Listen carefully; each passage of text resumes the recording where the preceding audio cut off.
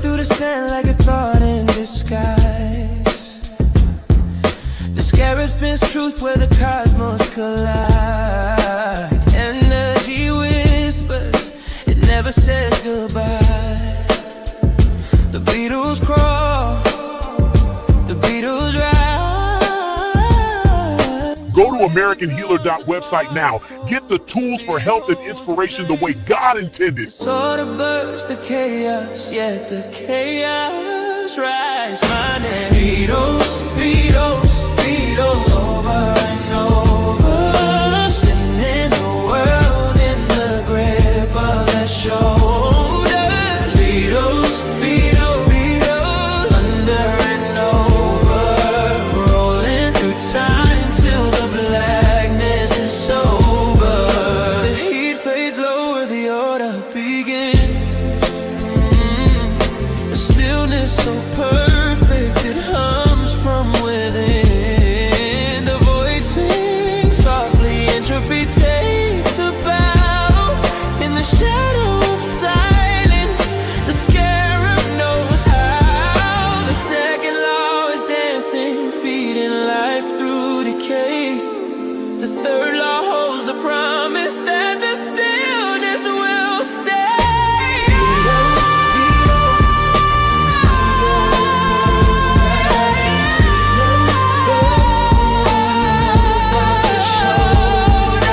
Beatles, Beatles, Beatles, under and over, rolling through time till the blackness is sober.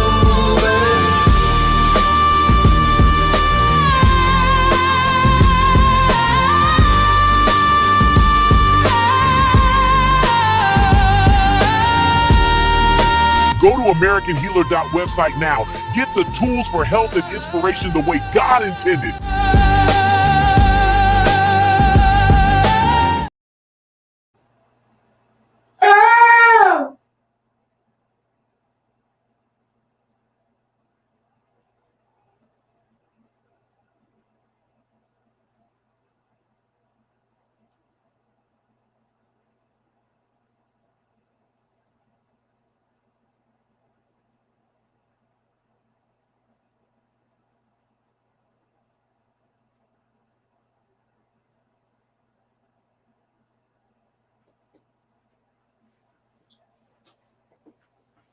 Okay.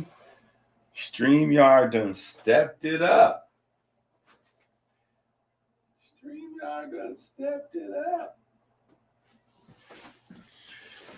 StreamYard done stepped it up.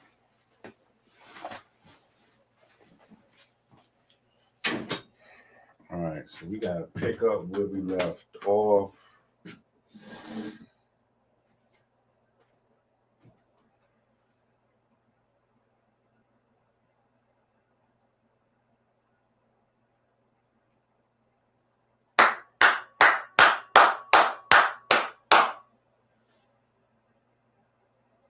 Talk heavy, Paul.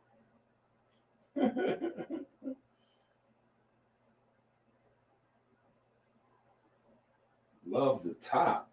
What is Tika saying?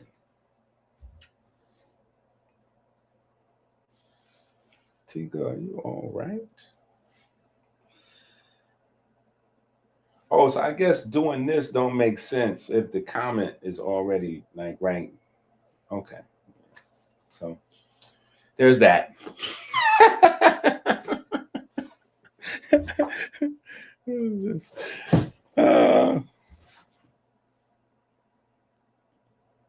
Yeah, so that doesn't make any sense. All right, so we just need to get right into cooking. Right into cooking. All right, so what was the last thing?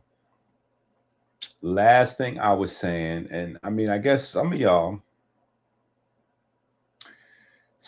are in the middle of it. Why is it so dark? Hold up.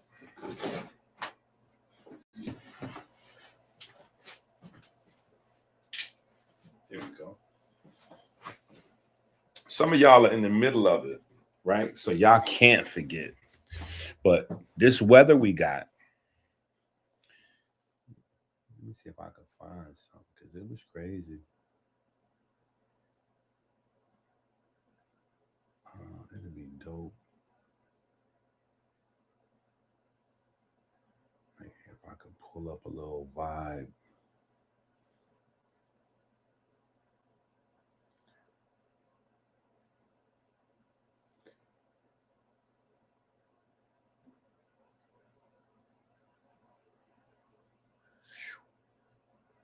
Actually, you know what? Let's grab that down to. Okay, let's get rid of that. And get rid of that. And get rid of that.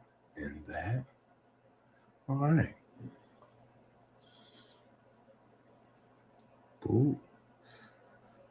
All right, I'm doing just practicing a little bit of hygiene on my screen right here. I have too many windows open. I ain't gonna lie, this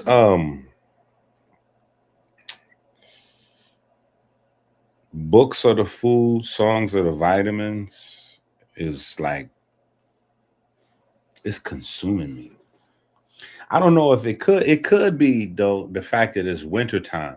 And I think that I, along with a lot of other people, might be going through like a late stage sad, you know what I'm saying? Like, so I'm suggesting to everybody, you might need to just do a quick little week of like 5 to 10,000 IUs a day of vitamin D. You might need to do like a little week where you just do 5 to 10,000 IUs a day of vitamin D just to get back to, you know what I'm saying? Like, you know, that normal. Was that too much? Was that too much? That's just my normal every day though.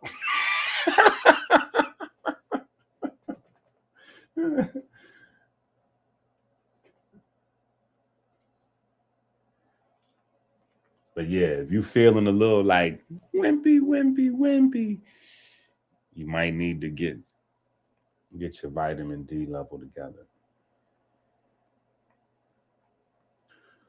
Okay, let me see. This is all right. This will work right here. This will work right here.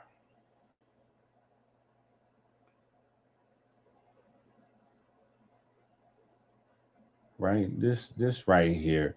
I think this about covers it right here. This is what it is. Yeah, that's what it is right there. Right. So this is what we're talking about. And it's not just this though, because I want y'all to understand a part of us being dumbed down, right? And you know about it, like because this is primarily a health space, right? Or at least I would like to think so, right? Because this is primarily a health space.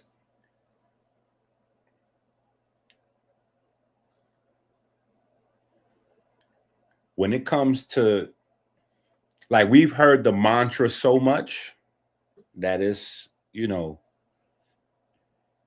it's a part of the mind, it's a part of the modus operandi.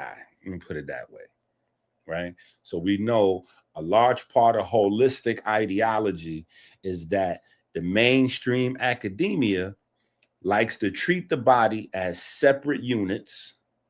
And in the holistic space, we view the body as one whole functioning system made up of smaller systems with smaller systems and smaller systems, right? So it's basically a system of emergent properties, right? Well, the problem is we stop right there.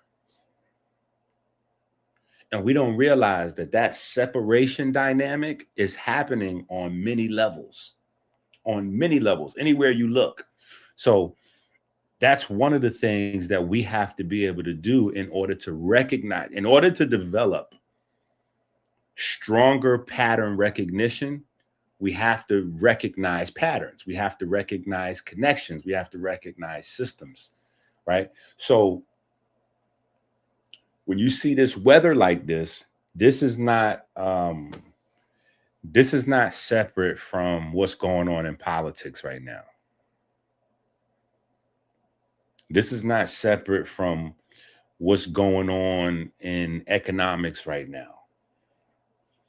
So you're watching people on the internet that are like investment gurus, and they got web, they on their YouTube page, and they telling you on Monday like get gold, get gold, get gold, and then on Tuesday they like, no, what you got to do is shift because you've got to watch the market, and so you've got to shift your gold and put it over here.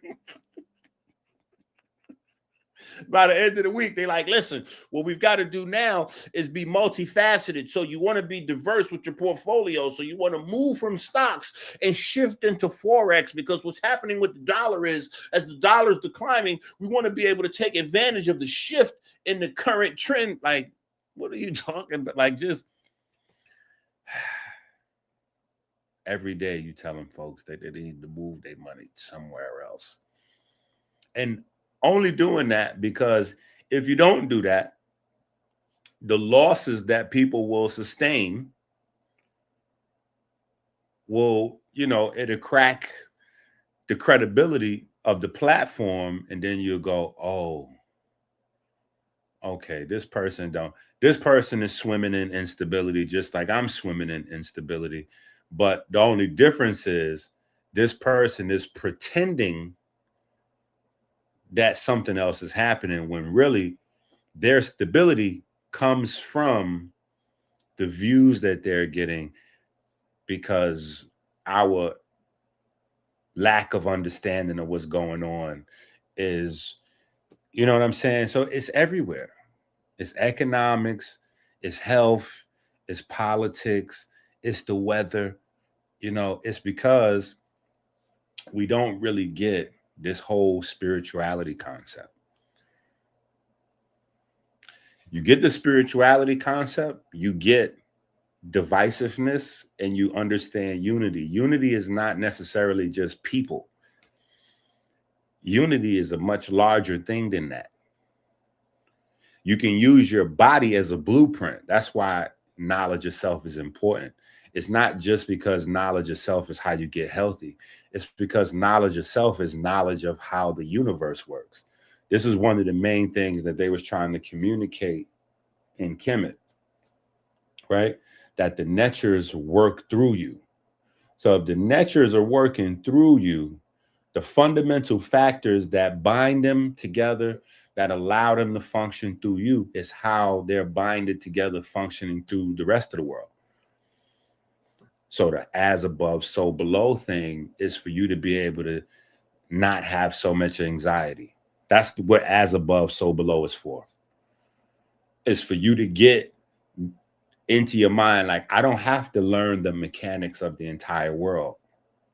If I just learn how this works, if I just learn how this works right here, this is going to tell me how the rest of this works.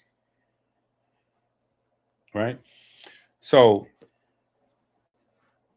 at least that's the general idea.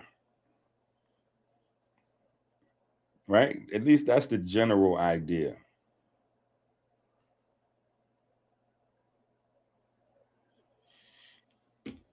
Okay. Okay.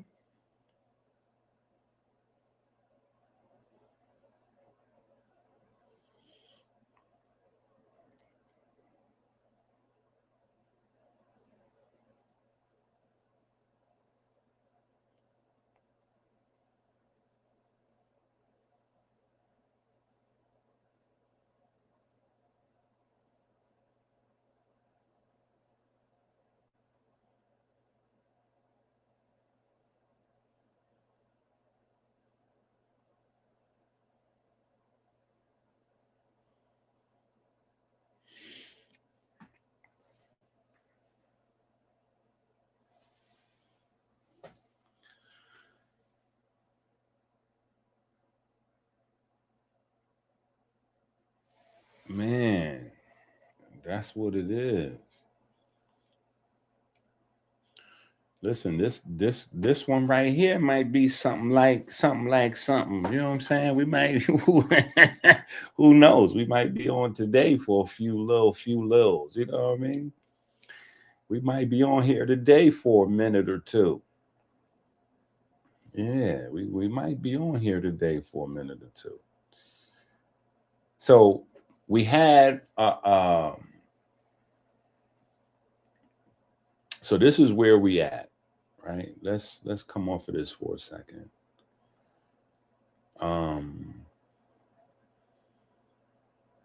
We had a solar radiation storm, so let's pull that up for the family.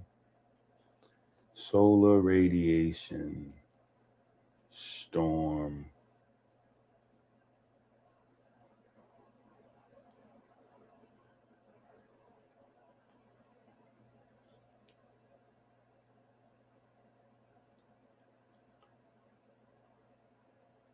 Okay, so let's take a look at this.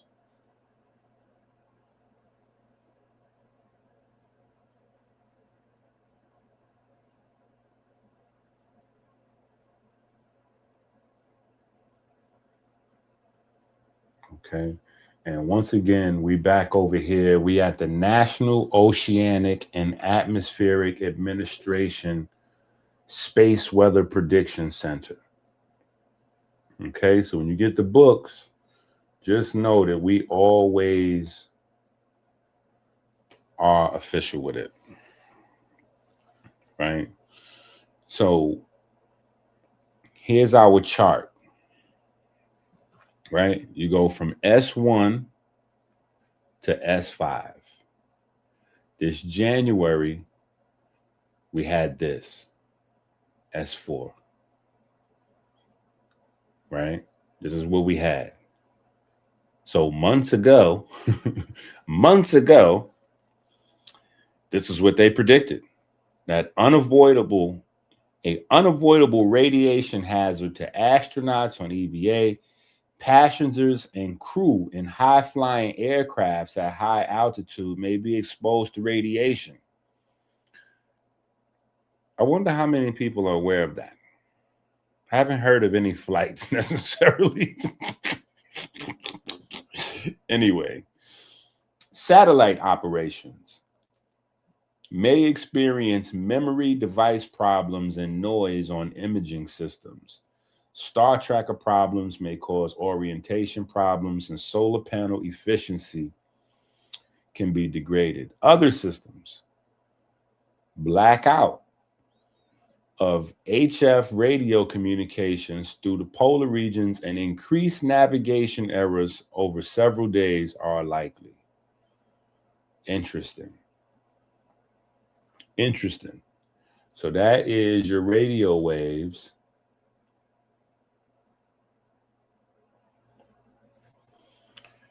All right, and we see the frequency there. One cycle is 11 years. Right? And we typically, I guess, getting 3 of these per cycle. And so here's where we need to be aware of what's going on, because this is what's changing. This is what's changing. This is very important to know over here, because this is what's changing. So whereas we would normally expect 3 of these per decade, now we're getting, the last couple of years, it seemed like we've been getting 2 or 3 of these a year. So this is changing, this frequency number. But it takes, it takes a while for agencies to update these types of numbers. Right? All right, so we have that. We talked about that. What else did we talk about yesterday? Where did we leave off? Because we had and then we had the solar flare. Okay, so hold on.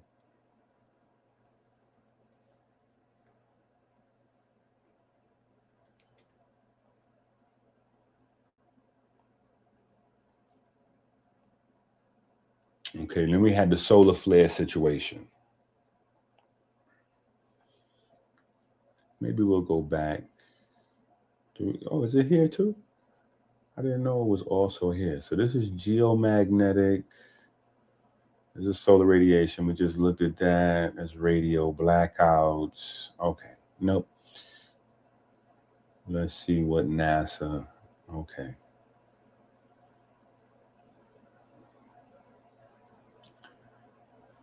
Okay. So NASA's is a little more complicated, but we'll read through it. Solar flares happen when magnetic fields in and around the sun reconnect. They're usually associated with active regions, often seen as sunspots, where the magnetic fields are the strongest. Okay, so that's the black spots is where it's the most strongest magnetic activity. Interesting. Flares are classified according to their strength. The smallest ones are B class, followed by C, M, and X. The largest, right? Similar to the Richter scale for earthquakes, each letter represents a 10-fold increase in energy output. So X is 10 times M, M is 10 times or 100 times C, etc., etc. Right? So you get it. So here's the thing. Here's the thing what makes 2026 and Winter Storm Fern interesting is because we had an S4 at the same time as we had an X level solar radiation. So we had the maximum solar flare activity from the sun at the same time as we had almost the maximum level of a radiation storm. Right? So that's kind of where we left off yesterday. I don't know how much, well, not yesterday. I'm thinking of Kemedicine. Everybody go to the Kemet. Now we have a Kemedicine YouTube page. Finally.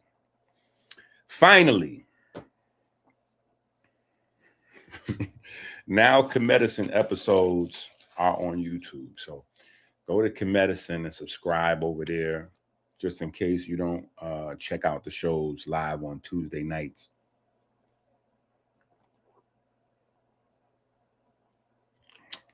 Now you can see the shows on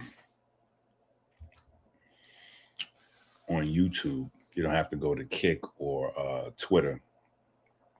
It's not fully updated yet. They just start creating a page, so it's kind of behind a little bit.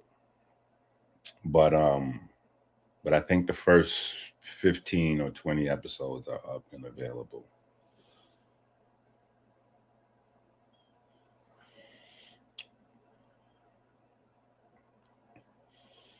Kev said, I've been doing research on the relationship between weather and melanocytes. Listen, talk heavy. We got the books. Where they at? I just seen them. Here they go right here. Yeah. We already done started to going down that road.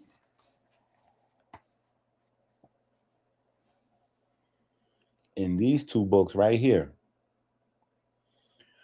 In these two books right here, we already began going down that road, right? With Atum, the primordial wave, or the primordial mound, and then Yahweh is I-10. We did some heavy. People may underestimate those titles. We did some heavy work in those books. That who knows? Maybe we'll get some time.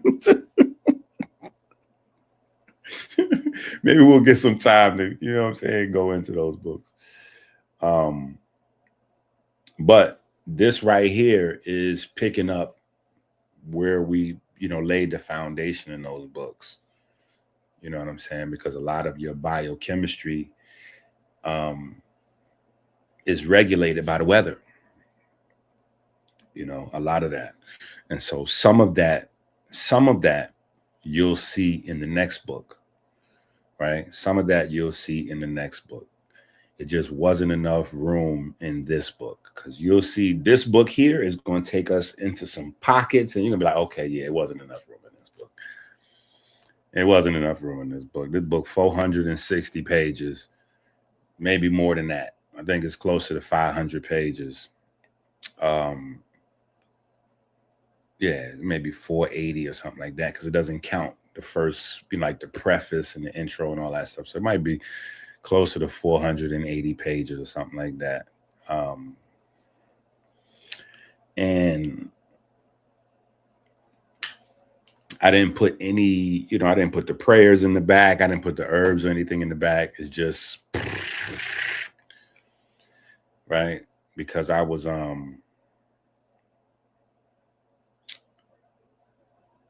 it really caught me off guard. And so I, obviously, people are interested, because it's the first book that we've had over 100 books that has been #1 in any type of Kemetic or Egyptian category. And thank God though. Thank God, just being blessed with the information, but nobody ever put out a Kemetic Meteorology book before. And it's crazy because I don't think anybody has approached Yahweh, right, or the God of the Bible from that perspective. It's a little odd though. It's odd that it hasn't been done in terms of Kemet before, because that's the main gods in Kemet are the weather, the atmosphere. Like that's literally the whole story, is the anthropomorphization of nature.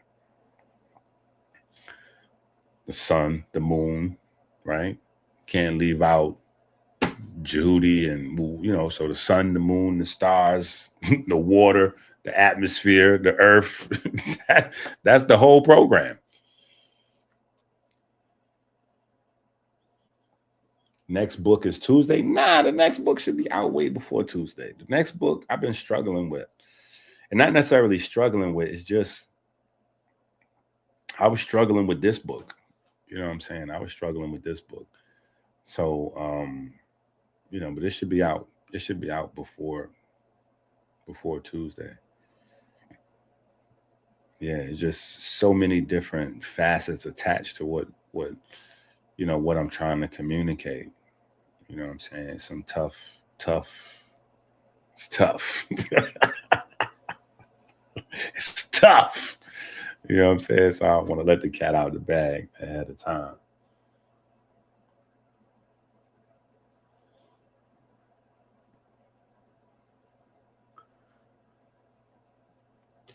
Shout out to you, Tyrell. I appreciate the love. I appreciate the love. Love is always good. Love is always good. All right, so we got where we left off, right? We had the combination of an S4 and an X-class solar flare, right? Now, those two things obviously bombarded the magnetosphere at the same time, right? Now, bombarding the magnetosphere is obviously going to do what? It's going to change the jet streams. It's going to change. It's going to flood. Let's think of it that way. It's going to flood the jet streams. It's going to flood the atmospheric rivers, right? And when it floods the jet streams and it floods the atmospheric rivers, all of that energy is going to have to drop somewhere. It's going to have to drop somewhere. So that's how we get 3-4 inches of ice in the South. Right next to state. One state got 3 inches of ice. The next state is 90 degrees. Then in Michigan, we had a little touch. We had a touch of -27 degrees. It was -27, or like, I think it might have touched -30, right? Because they'll list the temperature outside, and the temperature outside was like -15 or -20, something like that. And then when you add the wind chill to it, the moisture in the air, it was like -30, right? And just as I began to cuss at the TV, I looked at Chicago, and Chicago was like -40. I was like, we good. Appreciate what you got. Appreciate what you got. It could be worse, right? But yeah, so all of the things going on, the Epstein stuff, the stuff in Minneapolis, just all of those things happen typically in these types of seasons. You know what I'm saying? So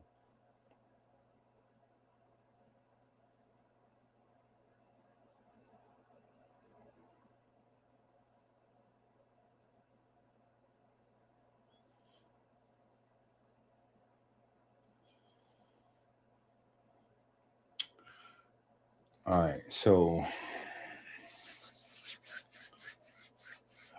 and then we had that. I forgot about that. Okay, so we had a polar vortex storm. That's another thing we had. Yeah, all that back to back to back. We had a polar vortex storm.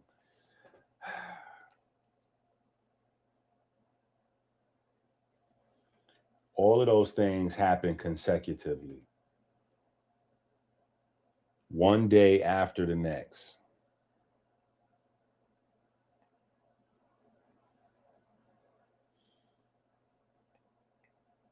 Right? And let's just look at this real quick. Can you see that? Oh, here we go. Right? So we had that all happen back to back to back. We had the solar flares on January 18th. Then we had the solar radiation on January 19th. And then we had the polar vortex storm on the 20th. Now, obviously, the polar vortex storm is caused by what's happening on the 19th and 18th, right? So each thing is hitting one to the next to the next.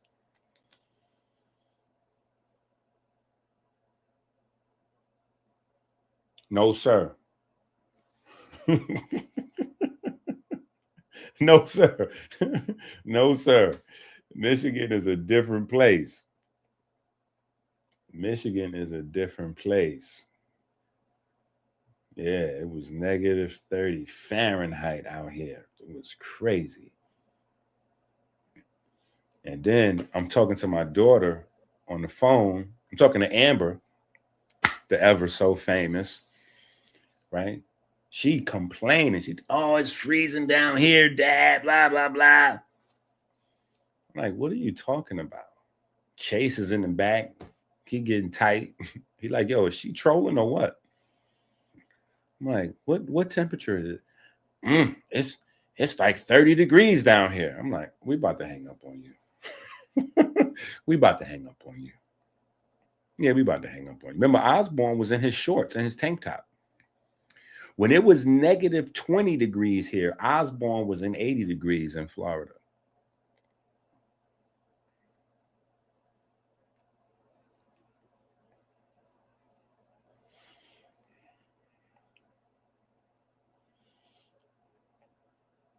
All right.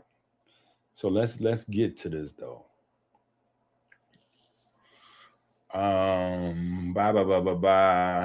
We talked about obviously Ray, the bark. We talked about Apophis. Oh, you know what we didn't talk about? We didn't mention Min. We didn't mention Min, right? So that's the other solar aspect, right? So we went through a few of them, right? We talked about obviously the main crew, right? We mentioned Heru, but we left out Min, right? So all of these aspects were covered in the Kemetic Meteorology system, right? You had Kepra, you had Atum, you had Aten, you had Ra/Ray, same.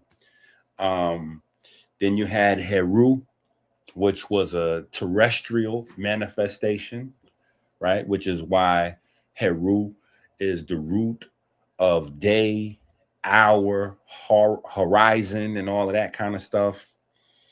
That's where you get that from. Even phosphorus, right? Heru is there, right? Horus, You got your hour, your horizon, phosphorus, all of those things, because Heru or Horus is the terrestrial manifestation of the sun, right? And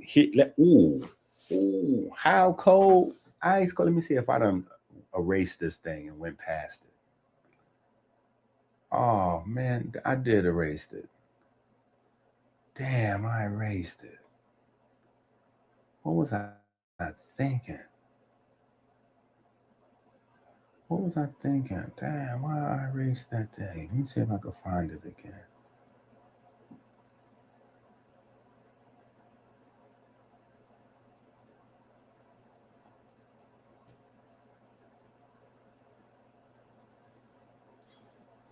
Man.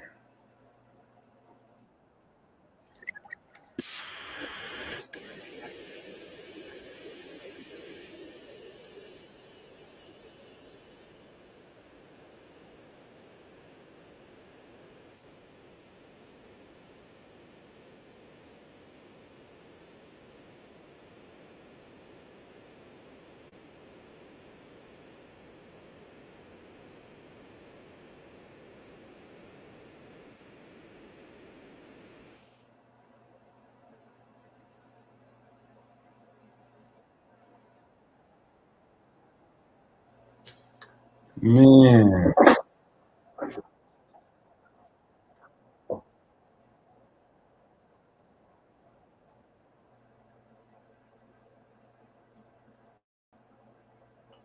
Okay, hold up, cause let me see if I can find it.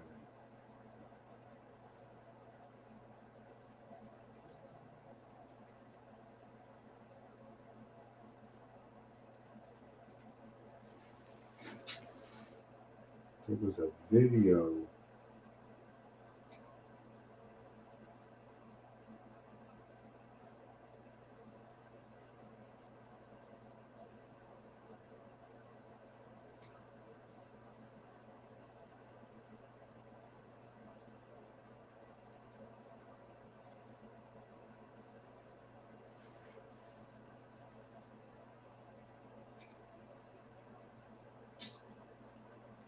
It's a short video. And oh man, that I had this video up, and then something happened.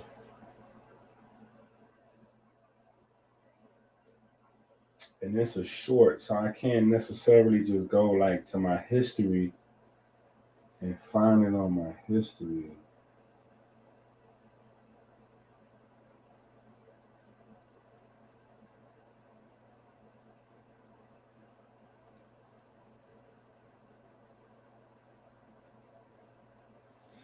Let me see something.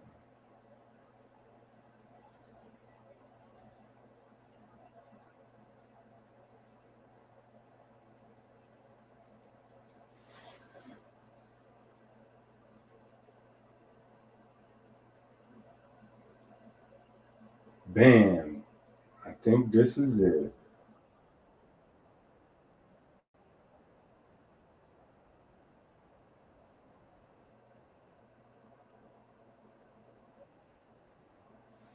Okay, hold up. Let's get right to this. Let's go on to this. Let me see this here. Because this really, like, I want y'all to understand what I've been saying about the sun and about Horus. Because this is what I mean by the ancestors was talking about a second sun.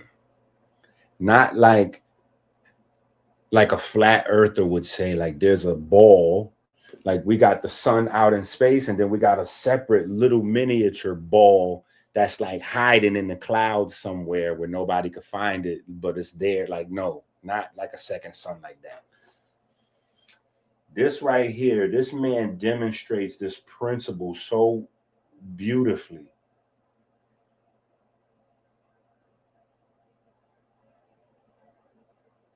I going to try to check this out. Gain amplifier. One of the most intriguing discoveries in modern science is the fact that there is nothing in this world that even approaches what might be called truly solid.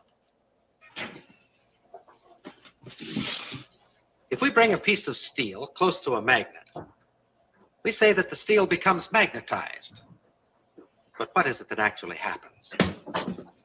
We place the steel inside a coil of wire connected to a high-gain amplifier, and then bring the magnet close to the bar of steel, we can hear something that suggests movement inside the steel. Listen.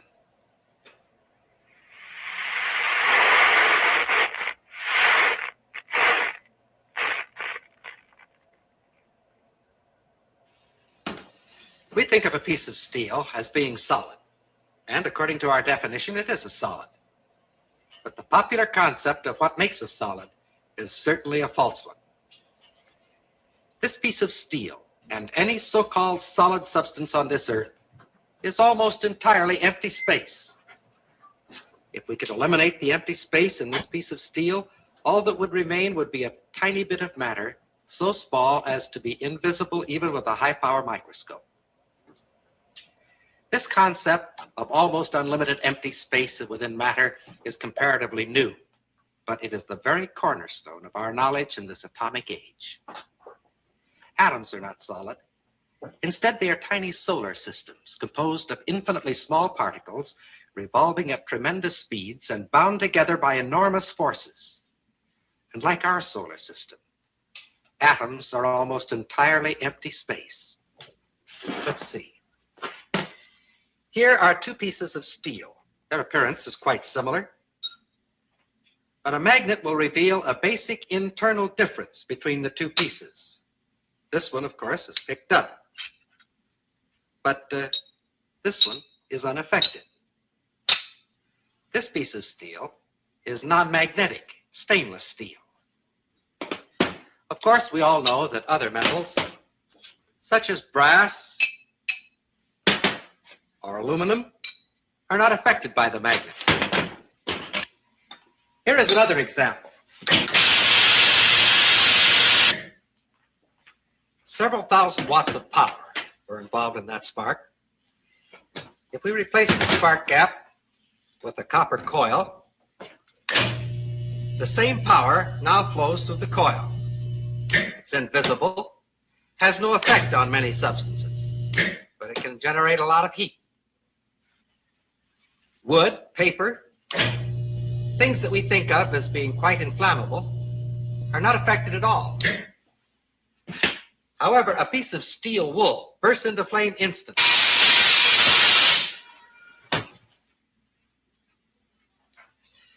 Did you ever fry an egg on a coal stove?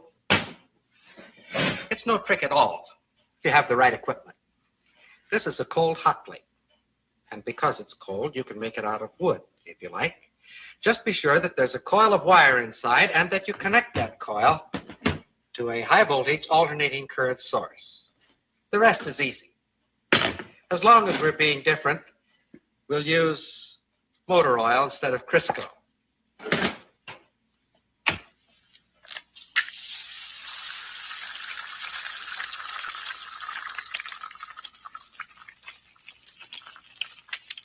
The egg fries very quickly, but the stove remains perfectly cold. In fact, if you wish, just to keep it handy, you can fry your egg on the morning newspaper. With a gadget like this, you can get up in the morning, sit on the stove, read the morning newspaper, and fry the eggs in your lap. Another example of the fact that physical forces can be quite selective in their effect. One of the most intriguing discoveries in modern being different, will you? So this is my point here with the sun, and this is kind of where the confusion comes in with different aspects of the sun. The terrestrial manifestation of the sun has everything to do with our magnetosphere. This is why it's cold. In between the sun and the earth is cold, but the sun supplies heat to the earth. it's not necessarily that the sun is supplying heat to the earth. The sun's radiation, the traveling waves, are being converted into heat by our magnetosphere. The same way you see the voltage is going through the copper wire live inside the wood. The wood is unaffected. The wood's not generating any heat. But the electricity going from the copper, because the copper is a field, the electricity is literally a field surrounding the wire, right? And the pan is made out of a material that can interact with that field. The wood is not. So the wood is cold. But once it gets into that magnetic material or paramagnetic material, then you see the eggs start cooking immediately. That's how we have a nice, warm, hot, sunny day from the sun, even though the sun is a zillion miles away and everything in between Earth and the sun is cold, right? Because it's a magnetic and electric reaction that's generating the heat.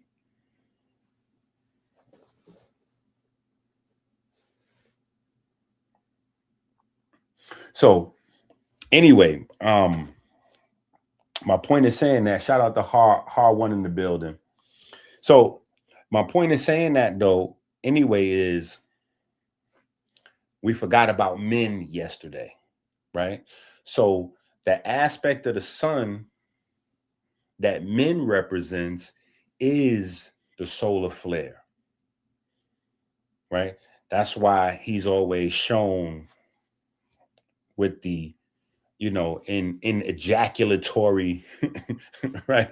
He's either shown ejaculating or with an erection, which is post or pre-ejaculation, right? Because that's men, right? So when the sun releases, that's the aspect of the sun that men represents. So you had every aspect of the sun represented. Now we have various sciences, heliology and this, that, and the other. Then you just had a different deity that represented a different aspect. And to worship was to learn about. So when you were studying Kepra, you were learning about one aspect. When you were studying, you were learning about one aspect. When you were studying, you were learning one aspect. And so I don't know, sometimes I go from looking at Akhenaten as a genius or as, a bum in some instances. It just depends on which day you catch me, because what he did could be seen from both perspectives, right? Because for him, he just shrank it all down into one and said, no, this is just one. It's just one thing. It's just one thing. And I think it's more difficult to learn that way, which is genius because he may have saw it simple for himself. But being able to break things down and make things a lot simpler for the people to understand, that's more of a teacher stance. It's more of a fatherly stance. You know what I'm saying? So sometimes something very complex can come really easy to you.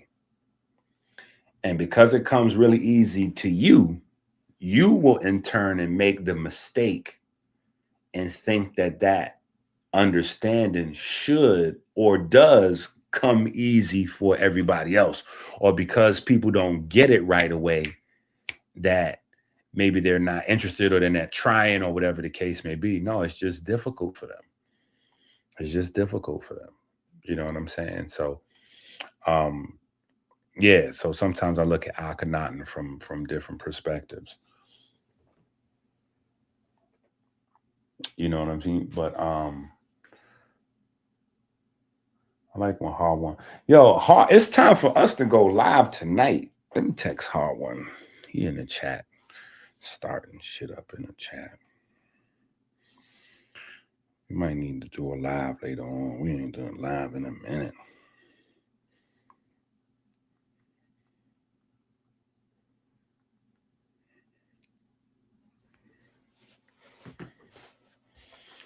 See if we can get Hard One on tonight. Did enough people subscribe to his page? We got to get some more people subscribed on his page. Last I checked, we was over 30 something. I think we only needed like 15 more people. But either way, we might need to go live tonight so we can get the rest of the people up there. Check your phone, champ. Check your phone, champ. All right, so now let's go on to Neath. Right? Let's go on to Neath. And in this section is where we kind of get into, we're going to get into the magnetosphere a little bit more. I hope I saved those things yesterday because I had them in my files, but okay, there you go right there. I didn't move them.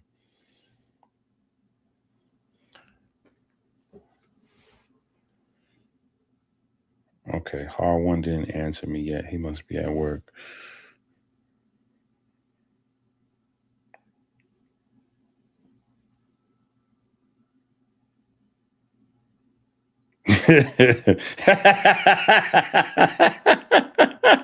Yeah, Osborne is trolling.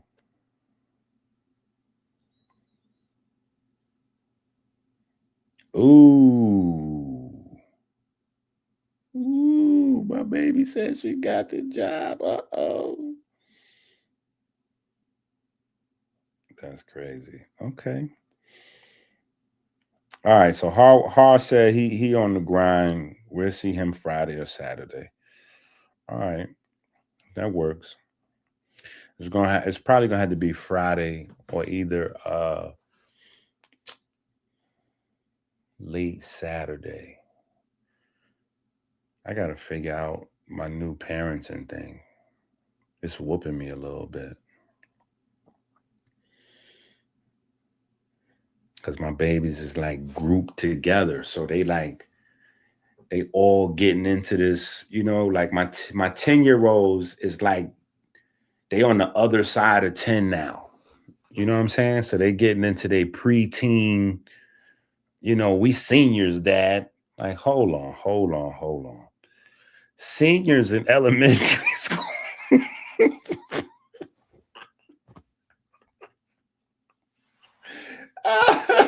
Yo, oh my God. I'm like, yo, seniors in elementary school is not like, you know what I mean? Like, yeah, what is happening? You know what I'm saying? They done went to a party week before last, they went to a party.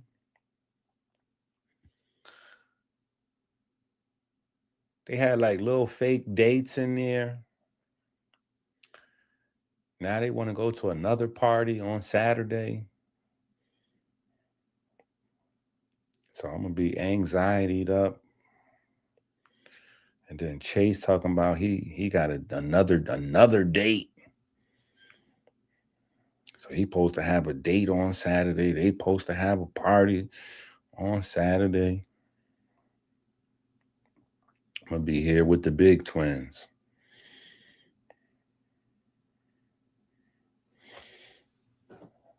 Crazy.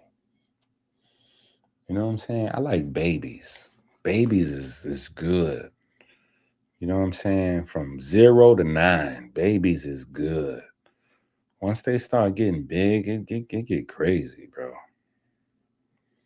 Babies is good. They smell good. You know what I'm saying? Big kids stink.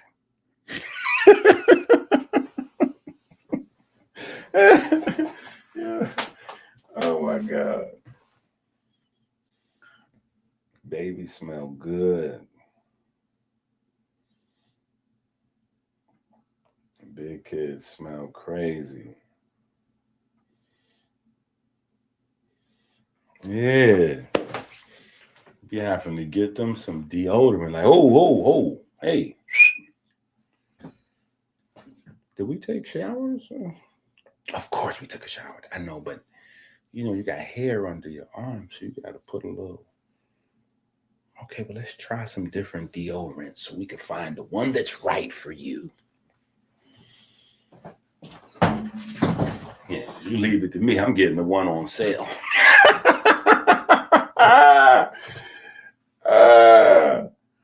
Man, it's wild out in these streets. All right, so Neath, right? Man, do I want to erase anything off this board? I don't think so. Maybe we just do that. Right? So Neath, right? And this becomes important. Right? This becomes important because Neath is also associated with arrows. Neath is also associated with arrows. And then we also have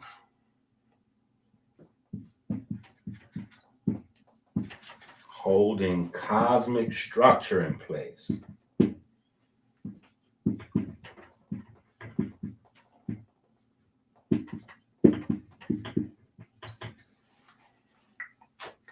Right? So we have Neath associated with arrows and holding cosmic structure in place. These are things that today we know, for at least from an Earth perspective, the magnetosphere does that, right? Which is one of the reasons I try to communicate this idea of terrestrial sun, or the manifestation of the sun here inside our little bubble, where you don't get to see it, right? Space is dark and cold. In between the sun and Earth is dark and cold. But the material that Earth is made out of, right, which is the iron core, and then our semi magnetic bubble, our transparent magnetic bubble that we're sitting in, allows that energy that we cannot see.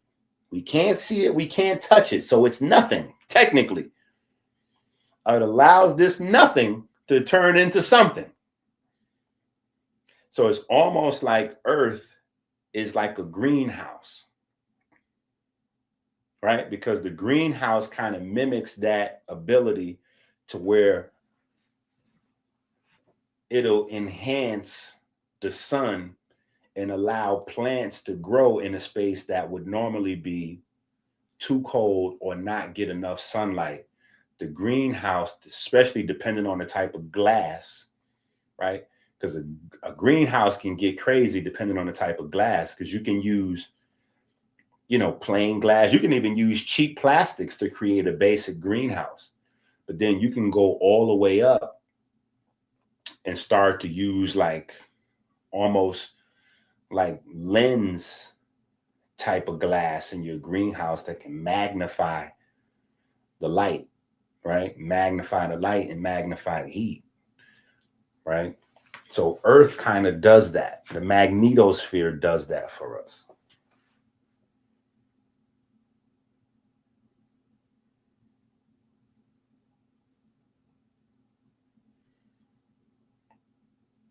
Right? But this is an Earth-centric perspective. That's the thing. Sometimes when we think universe,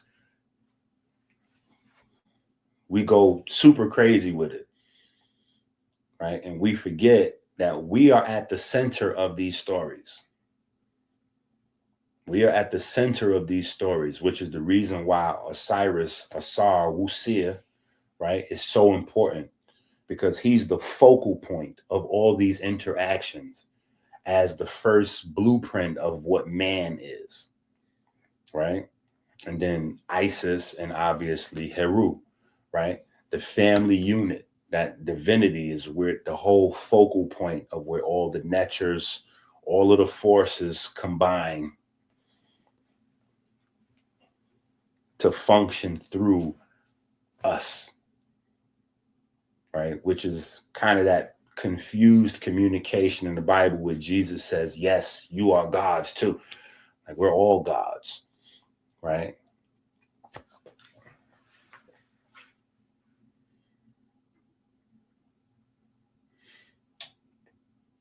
Now, this is a very, very important part of this book, right? This is a very important part of this book. Man, I might have to erase some stuff, and I did not want to. I was kind of like building this board up. Yeah, I was kind of like building this board up. But we're gonna just throw it right here. I'm just making sure y'all can see this.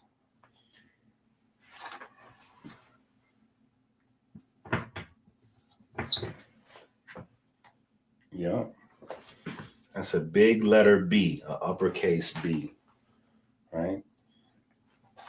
Just in case. Yeah.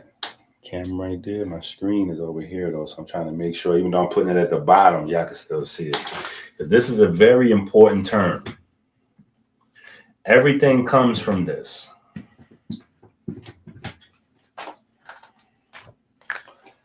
Everything comes from this term right here. Well, I ain't gonna say everything, but this is the hidden phrase that's hiding in the back of our religion, our religious ritual. This is where science is hiding at right here. This is magnetic iron. This is magnetic iron right here.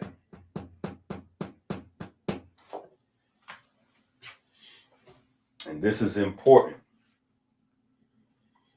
This is magnetic iron right here.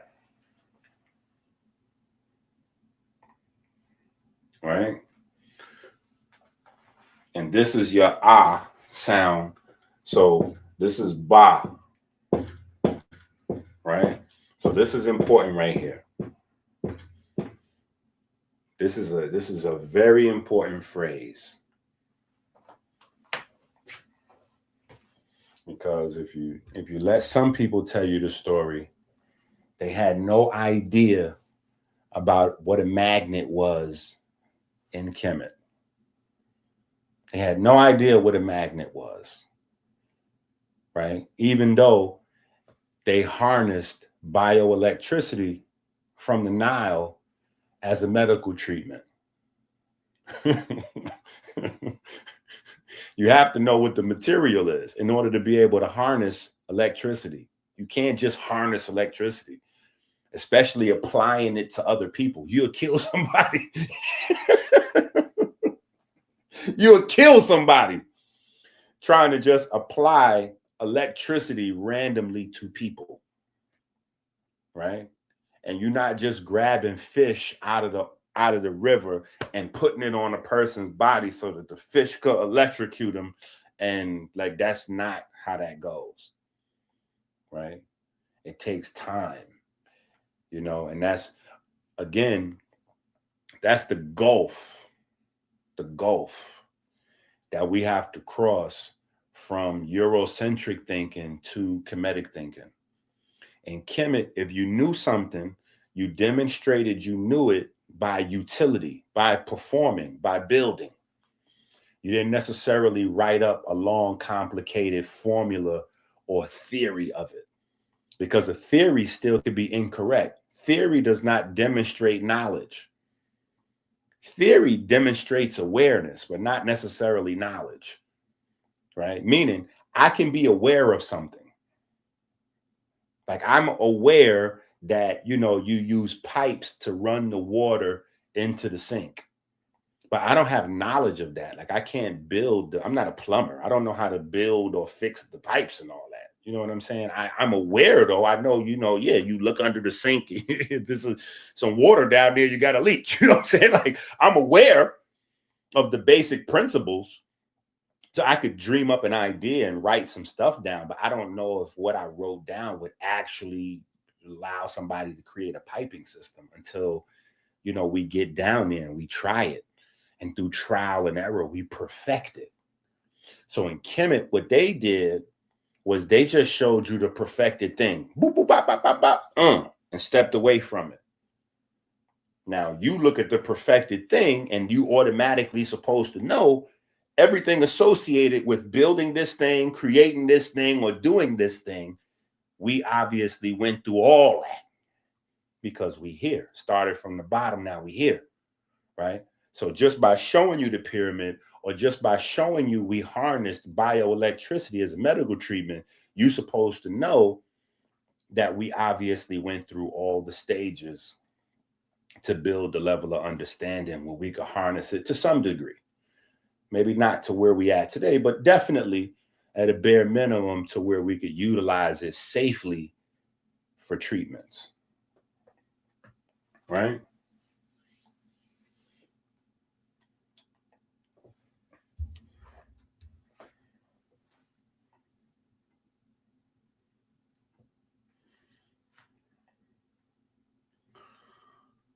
Now,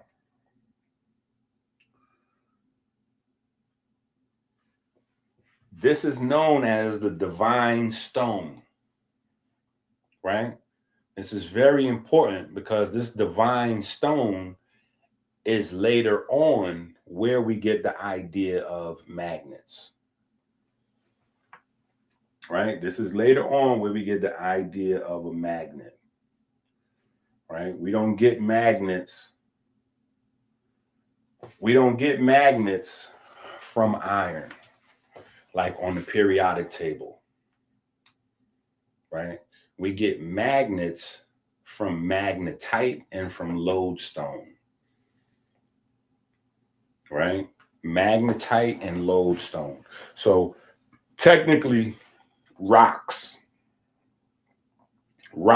gives us the foundation of life, right? Even though we sleep on rocks, but rocks is where it all comes from, which is a whole nother aspect of being a stone builder, right? A stone builder. So that's another aspect of building pyramids, is demonstrating that you have a deeper knowledge of stone, right? And stones give us all of our everything today. All of our amazingness comes from stones. All of our amazingness comes from rocks, right? So that's one of the best kept secrets of masonry. I'm telling you, is it all comes from rocks, right?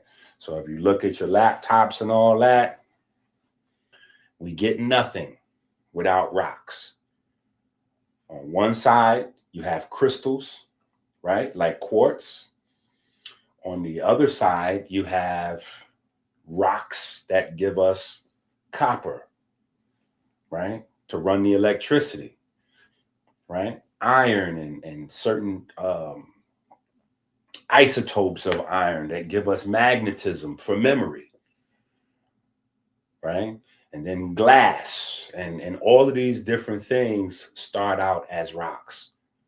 And so the science of metallurgy, taken to a very, very advanced space, is where we get to then, turn these rough ashlars into the polished stones that give us our technology, right? And then on a biology level, right? Remember, your bone is a rock. Your bone is a type of rock, right? And from your bone comes all of your stem cells, your blood cells, your immune cells, T cells, B cells, immunoglobulins, all of those things that keeps you alive. Every second, millions and millions and millions of cells are coming out of the living rocks that are your bones, right? So understanding the stone is a whole universe of science in and unto itself that, you know, at some point our ancestors held in a very high regard because of what they meant to biology, you know, technology, no matter how rough or rudimentary or how advanced, right? It's still rocks, right? We still playing with rocks, right?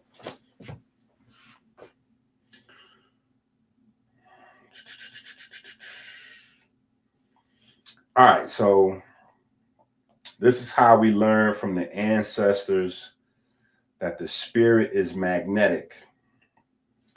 The term for iron, divine stone, right?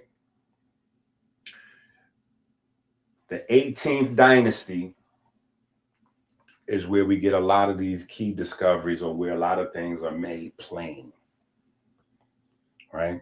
Before the 18th dynasty, that's why I said, you know, you can look at what Akhenaten did as genius, or, you know, my perspective switches, depends on what I'm talking about and what mood I'm in, right? But the 18th dynasty is where a lot of things that were kept secret and hidden, and priesthood, you know, like you had to be initiated to know, a lot of things came out.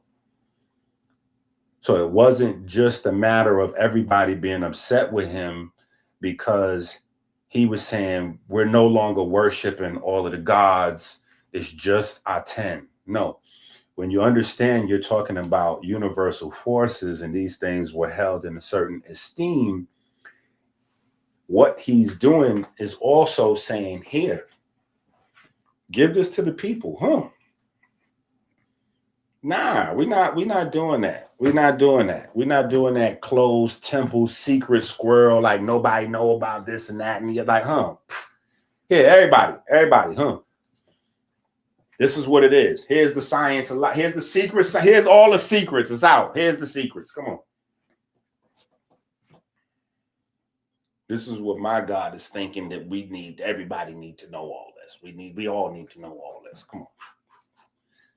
So a lot of things that was in pride. Now, some things obviously still stayed, you know, within the priesthood, but there are a lot of things that were just made more plain to the public, right? And not that because they were publicly available, the entire public knew them. It's not because things are publicly available that the entire public knows them. Think about it. We have more than 100 books out there. The entire public doesn't know what we're talking about. Just because things are made public does not mean that the public takes advantage of the things that are available to them, right? In fact, usually because things are available, we overlook them and we don't understand the value, right? So at the same time as, you know, we're getting monotheism, or a version, a type of monotheism, because he didn't fully cut off all of the gods anyway. But as we get this, we get Atenism, a lot of things are released. So, you know, when you look back, the 18th dynasty, you're always going to have, you know, certain discoveries, so to speak. You know, like even on the back of the dollar with the olive branches. The olive branches, you know, it's before it's in the Bible, it's in Akhenaten's hand for Aten. Right? So that's the origin of the olives on the back of the dollar, is Akhenaten, 18th dynasty.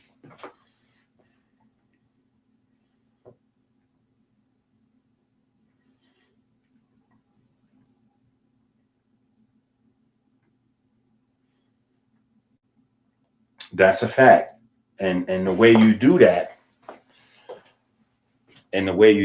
is by grabbing. The way you do that is by grabbing what they're using to kind of like hold over the public's head and just give that out. kind of like how Kanye made that song because he was being blackmailed about what he did to his little cousin when he was a kid. And he just was like, you know what? I'm going to put the information out there. So I don't know how the world going to look at me, but I know y'all won't be able to blackmail me with this information no more because I'm going to release it. You know what I'm saying? That might have been too much early in the morning. It would have been too much early in the morning.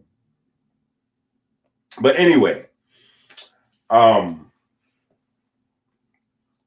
it's important though, because we wouldn't have the understanding of the traveling wave, right? And the ability of that traveling wave, right? Not only to manifest on the earth, right? And give us heat and light and the things that generate life and photosynthesis and all that, but also that traveling wave manifests in your heart.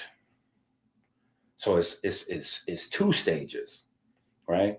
It's not only does that traveling wave or series of traveling waves come from the sun manifest here terrestrially, right, to give the entire planet life, but also here to personally give you a temporary experience, right?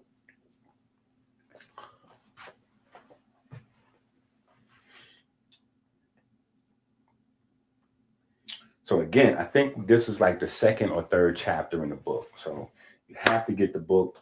Let me make sure people know what we're talking about. This is the book that we are in.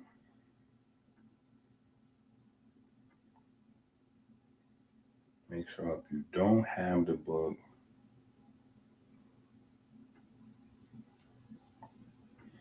you go get the book, especially so you can help us stay number one in the Kemetic category on Amazon. Yeah. Help us stay number one. Help us stay number one in the Kemetic category on Amazon. Yeah, help us stay number one. Make sure y'all go get that.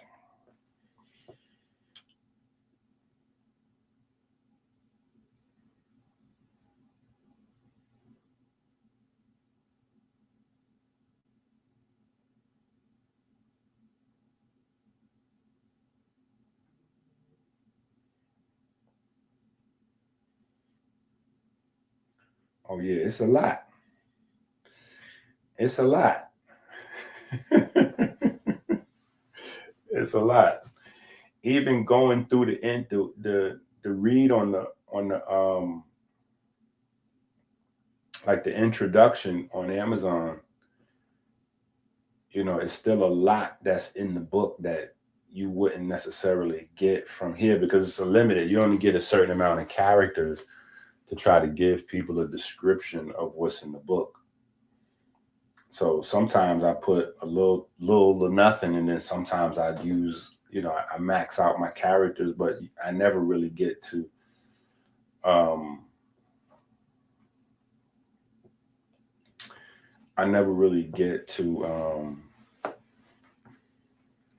fully communicate what's in the book. You know what I'm saying? So it's always going to be some.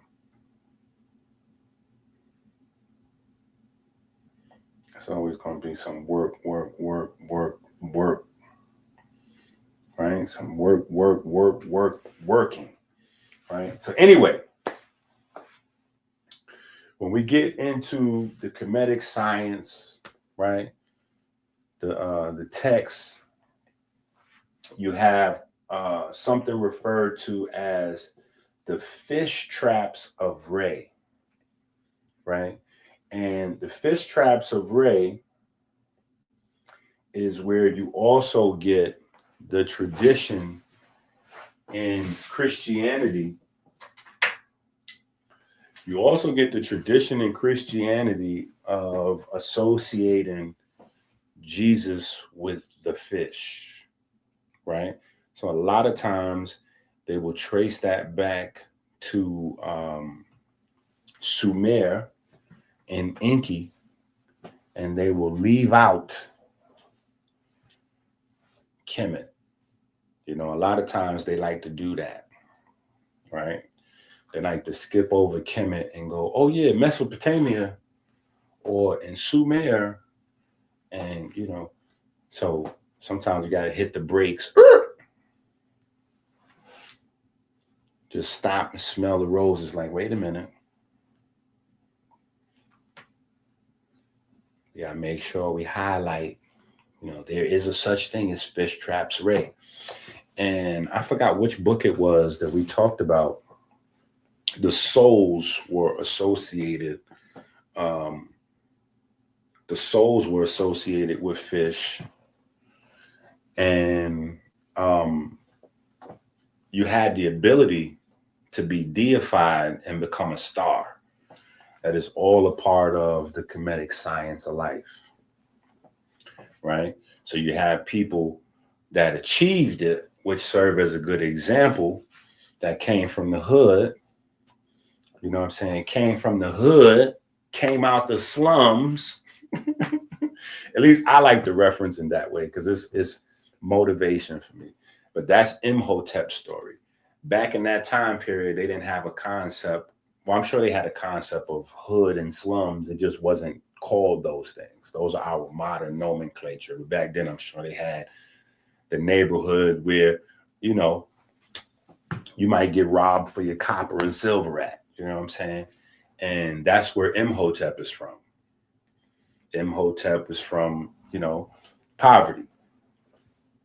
And through his study, right, he got into masonry and he got into healing, and through his works and his proficiency in his studies,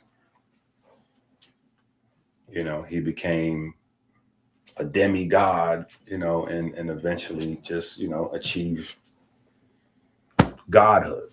So Imhotep is looked at not necessarily like a god. You know, he's not necessarily Atum or Osiris, but he, you know what I'm saying?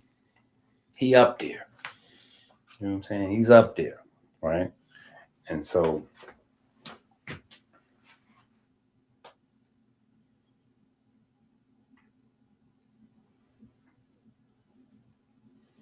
do I set the price for the books? Kinda. I kind of set the price for the books, right?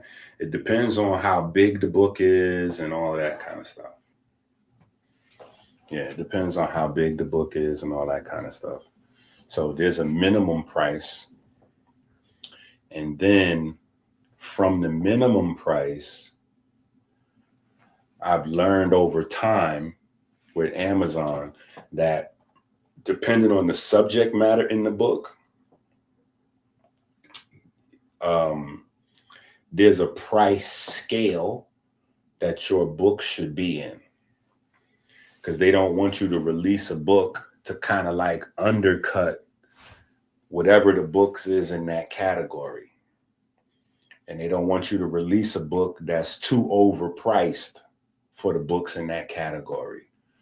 So when you release a book, you need to know what the category of books that's at least remotely similar to what you're doing is, and then you need to price it within that range somewhere. So I usually try to stay closer to the bottom of the price range for the books. But typically the price range for my books should be usually between like $80 and $400. You know what I'm saying? That's where the price range usually is for these types of books, between $80 and $400, because they're considered, you know, college or, you know, post-grad type of study. Even though we just be, you know, so I try to keep them, you know, like at the closest to respectable range as possible. You know what I'm saying? While at the same time, I'm trying to keep it as affordable as possible for as long as possible.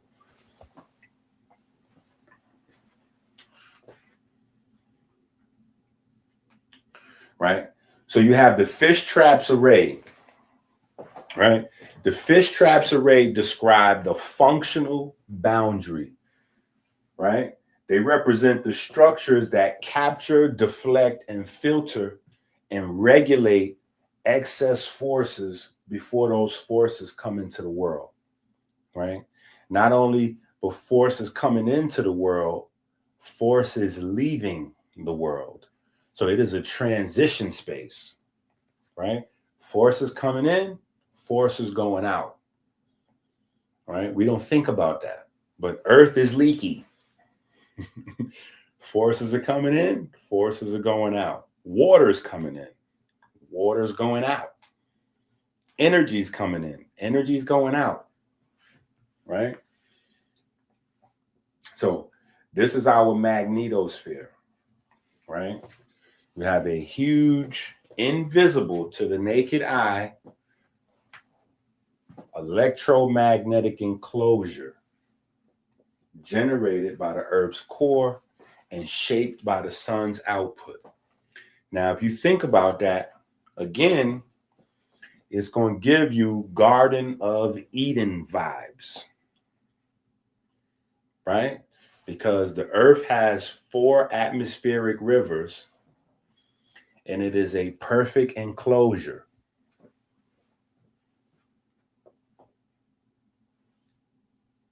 Four atmospheric rivers and our little perfect bubble of an enclosure where, depending on where we live at, the food is grown for us, right? The food is grown for us, right? We think, because we are local and we haven't really moved around a lot, right? A lot of us anyway, that, you know, the Bible said in the Garden of Eden, the food was grown for them. And when they left the garden, they got to fight and, you know, fuss and do their own. No.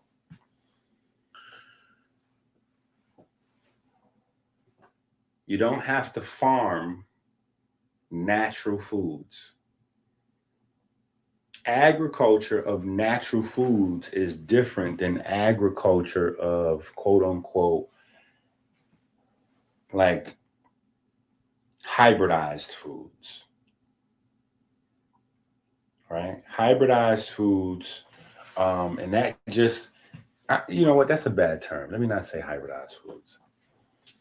I don't know. There's not a word to really cover it, right? But some foods are not hybridized, right? They're just grown out of their native environment and also grown out of season, right? Because we need to eat. A lot of people need to eat year round, right? So food is grown out of its natural place, right? Because once we like a food, we want to just keep it growing all the time. And foods don't grow like that, right? You get certain foods grow in certain places at certain times of the year. Now, people all over the place have a taste for those things year round. So we want watermelons no matter what time of the year it is. So, you know, initially you have certain places trying to cultivate certain items and export it to the rest of wherever till you get more advanced, you know, depending on how you look at it, science, and then you start growing those things in other places that normally wouldn't be able to grow in, right? So farmed foods are different. Farm foods are still not exactly natural. Even if they're unadulterated, they might be unnatural because the soil they're grown in does not naturally support those plants, or the seasons they're being grown in don't naturally support those plants, right? So it's not always just like hybrid. And then Dr. Sebi done messed up the word hybrid so much that, you know what I mean?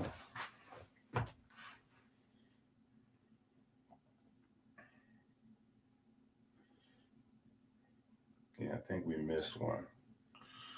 We're a little late. It's all right. In the Lord, no land, oh,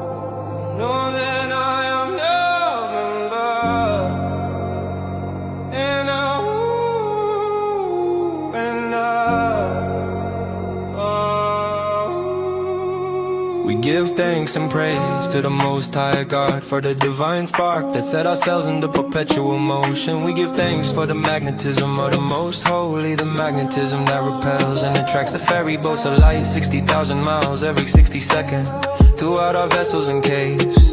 We give thanks for your ability to drink clean water every 60 minutes, flooding the river of life. We give thanks that sugar has not covered our ferry and turn them into stone. We give thanks that darkness has not covered the riverbanks with calcium and turn them into stone. We give thanks that anger and fear have not turned our almonds bitter, turning our heart to stone. We give thanks for smooth sailing upstream through the valley of death, through the superior vena cava into the right atrium.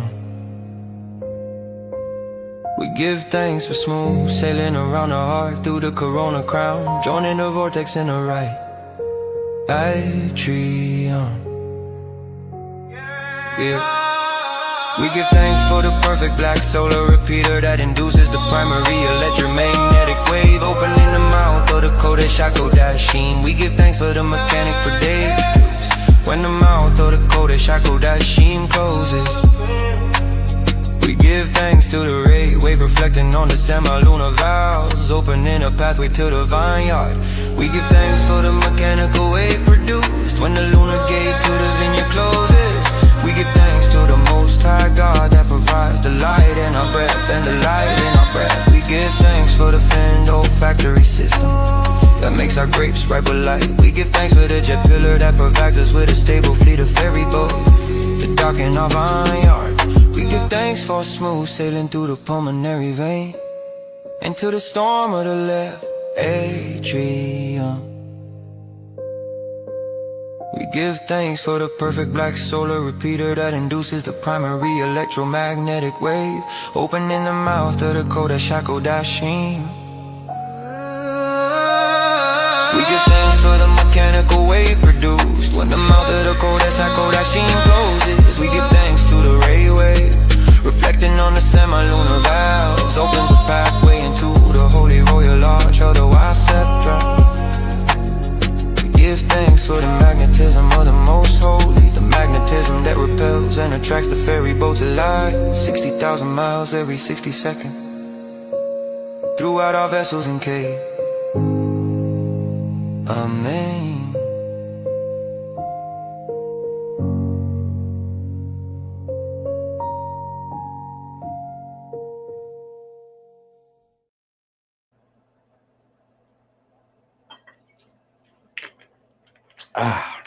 Okay.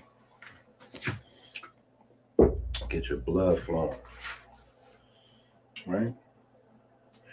Get your blood flowing. All right. So the magnetosphere.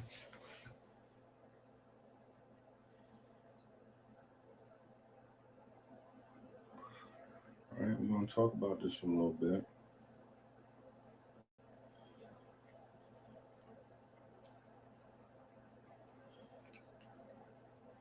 The magnetosphere is a vast electromagnetic enclosure generated by the Earth's core and shaped by the sun's output. It intercepts solar wind, charged particles, and plasma ejections that would otherwise destroy the atmosphere. Right? That's important. Not only strip the atmosphere, but disrupt electrical systems and basically turn our planet into Mars, right? Or the moon. It does not stop energy entirely. It captures, redirects, slows down, and distributes it, right? So it's almost like the magnetosphere, in a sense,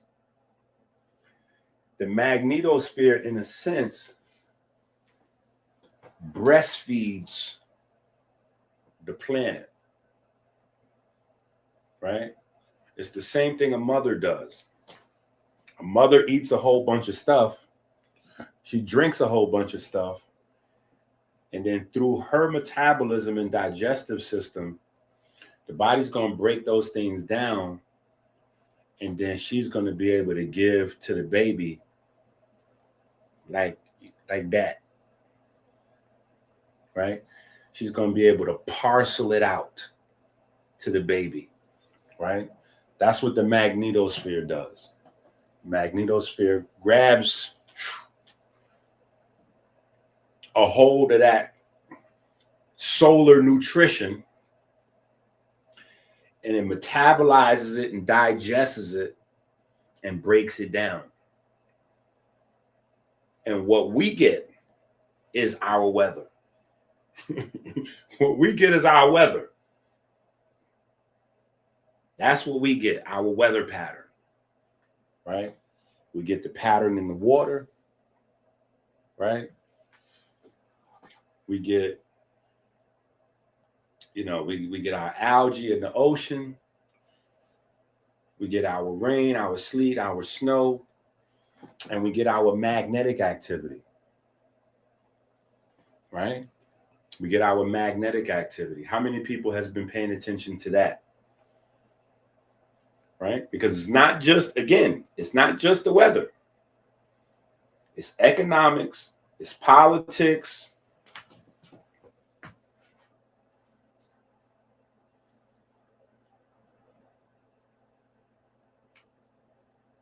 It's everything going on at one time.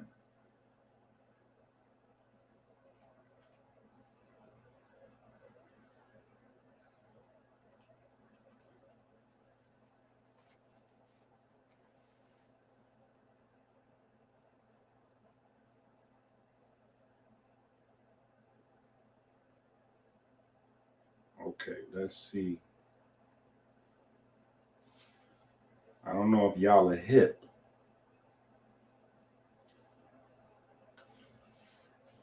But all over the world, we got this going on.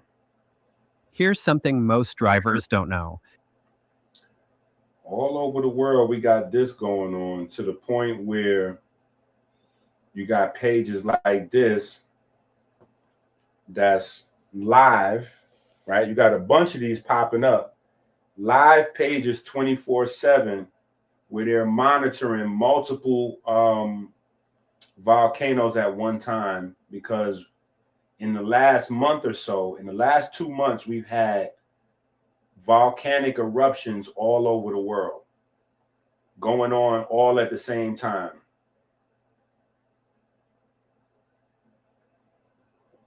Right? This was 2 days ago. This was 2 days ago.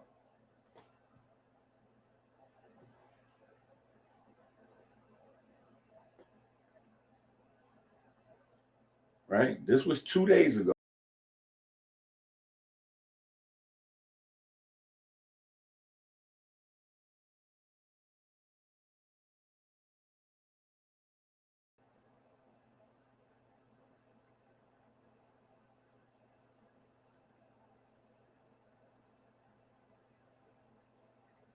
Man, that explosion knocked us off the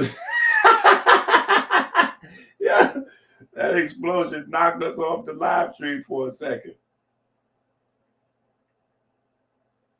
Right? Now that was a couple days ago.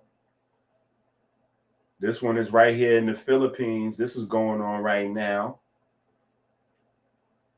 Imagine living in a place right like this, where you right there, and when you come out the crib, right? You come out the crib and you look up and you see that. You know what I mean? Like down the way. Yeah. Imagine coming out the crib and you look up and you see this down the block. Come on, man. This is crazy. But this is going on in the Philippines right now. Let me see. Okay, this is Hawaii. I saw this when it was really on and popping. It's cooling off a little bit now. But man, this was crazy. Like last week, this was nuts. Last week, this was crazy. Is this it right here? Let me see. Did it show it? No, this ain't a good. This ain't a good picture of it. I mean, I guess it's hard to get good pictures of a volcanic explosion, though. But oh, this is years ago anyway, so this don't count. But within the last 2 months, it's been going crazy. Like this is live right now because it was just going. It was just going. Like,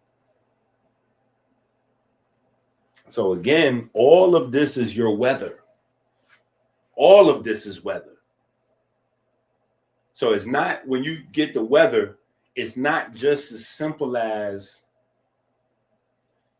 is it going to be raining outside? Should I wear my boots or not?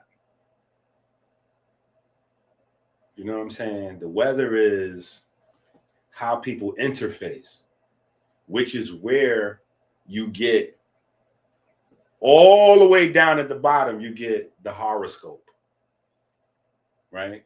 Which also comes from the same root of our horizon. All of that comes from Horus, right? But the horoscope is kind of gobbledygook. I know some people's into horoscopes, but it's kind of gobbledygook.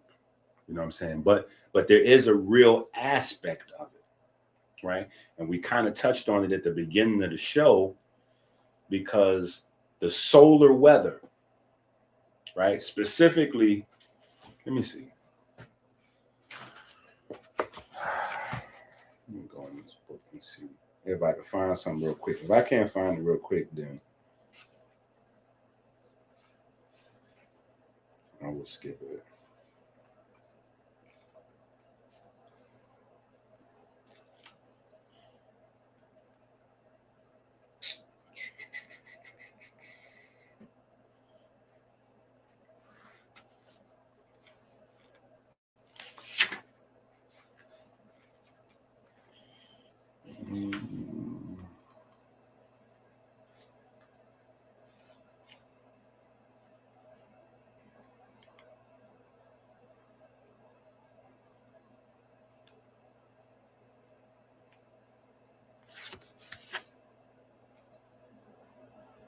Ooh. Ooh, we might have to pull this out.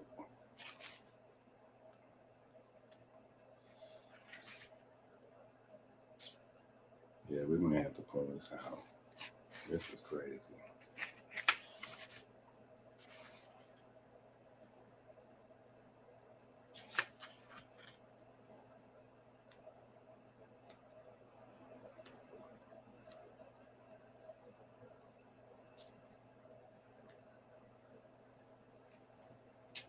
Okay, hold on. Here we go. Is this it? Let's put it this way. Blah, blah, blah. Okay, I see the sun's corona.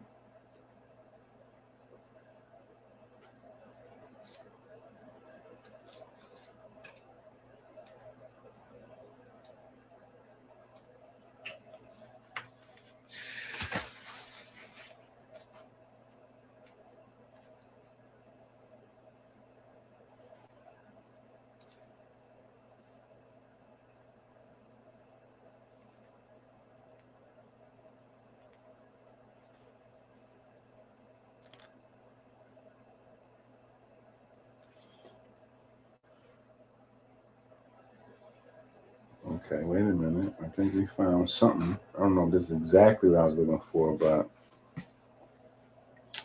on page 51, this is the Yahweh is Our 10 book. On page 51, we go into the human heart shows significant synchronization and responsiveness to solar and geomagnetic activity. particularly through variations in heart rate variability and autonomic nervous system rhythms, right? So this is the science behind the gobbledygook where you would get horoscopes, because the solar activity and the Earth's activity, the Earth's magnetic activity, absolutely influence people's behavior through your nervous system and through your heart, right? It changes and it impacts each person individually. It impacts each person individually because we all have different genetics, nutrient deficiencies, muscle tone, this, that, brain development, blah, blah, blah, blah, blah, blah, blah. So the pathways for the geomagnetic activity and the solar activity to affect the human body is the same for every person. But because every person's body, every person's brain and heart and nervous system and circulatory system is different. And not only is it different, it's in different condition. Those things impact each person differently, right? But there is some underlying truth to the fact that the sun and the earth impact you, right? And then where you're born and when you're born also compound that impact, right? Heart rate variability, blah, blah, blah, blah, blah. Studies reveal correlations between changes in solar and geomagnetic factors such as solar radial flux, cosmic rays, solar wind, and geomagnetic disturbances and alterations in heart rate variability and heart rate, indicating the heart's autonomic functions adapt to solar and geomagnetic influences. The ANS rhythms synchronize with geomagnetic field line resonances and Schumann resonances, which are themselves affected by solar activity. Real-time coherence between heart rate variability and Schumann resonances has been observed, suggesting that the heart's rhythm can entrain with electromagnetic frequencies linked to solar and geomagnetic phenomena. The heart's magnetic field frequency can intermittently synchronize with geomagnetic field oscillations, further supporting the idea of a bioelectromagnetic connection between the heart and solar-driven magnetic field. Increases in solar wind speed have been correlated with heart rate increases, interpreted as a physiological stress response, highlighting the direct influence of solar phenomena on cardiac function. Solar radial flux and cosmic rays are associated with increases in parasympathetic activity and overall heart rate variability, indicating a nuanced and bidirectional autonomic response to solar activity increments.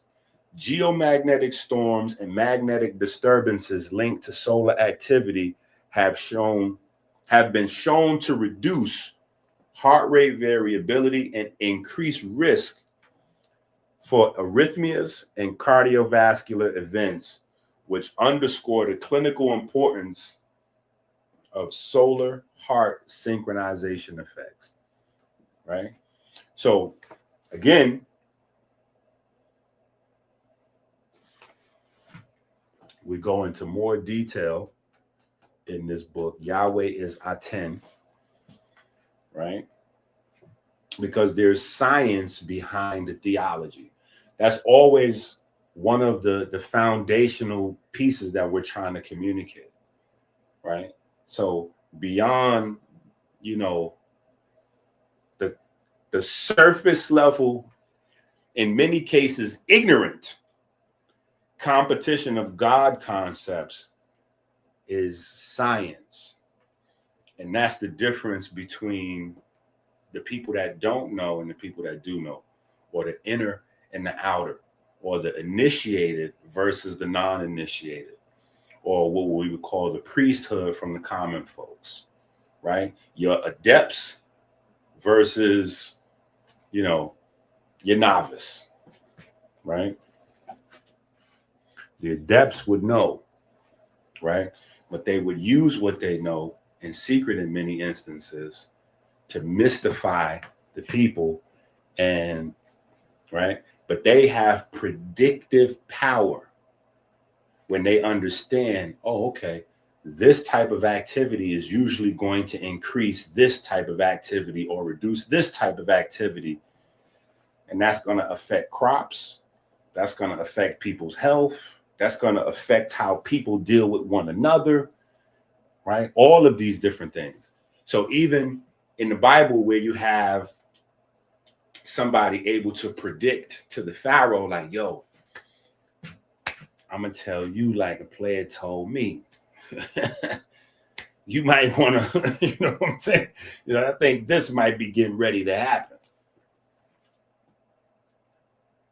That's a part of understanding the energy system, because we live in a fluctuating energy system and we're a part of that fluctuating energy system. That's what it means to be alive, is to connect, is to plug in. That's why we never went with the phrase or the verbiage associated with earthing. Scientifically, it didn't make sense, right? So we use the phrase plugging in, right? Or screwing in or plugging in, right? Because we understand that we're tapping into a power source that we have been purposely disconnected from. And not only physically disconnected from, in terms of having rubber at the bottom of our shoes, but mentally disconnected from by not educating the people on their connection with nature, thanks to the early church fathers. And then also biologically, you know, just by, you know, and I kind of get it. You know what I'm saying? People getting stabbed, shot, falling on the ground, busting their head. You need a place. Right? You need a place. So we get a hospital before we learn anything really about the body. You know, we do know that if you fall down and bust your head, you kind of need somebody to patch up. So we got a patch up spot. You know what I'm saying? And the patch up spot, you know, begins to function adjacent to the church, to the point where the arrogance gets so crazy to where doctors have this God complex. Right. So I don't know how long y'all been with us, but that was one of the first big curriculums that we put out, was called the God complex. And that was a primary reason of us putting that curriculum together, or naming the curriculum the God complex anyway, because a lot of doctors deal with that. That is an intrinsic part of becoming a doctor, is having a God complex.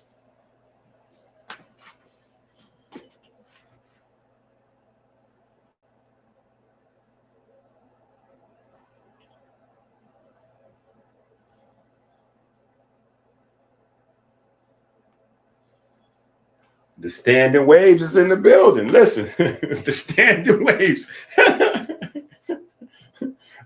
I deleted that because you put the SHIT. You can't put the whole cuss word in the chat. But the standing waves is in the building. Trust me. The standing waves is in the building. The traveling waves is in the building. Right? But then you have magnetism. And so the relationship, this is where magnetism becomes important, because remember, and we're going to talk about it more and more and more, right? Because it's confusing.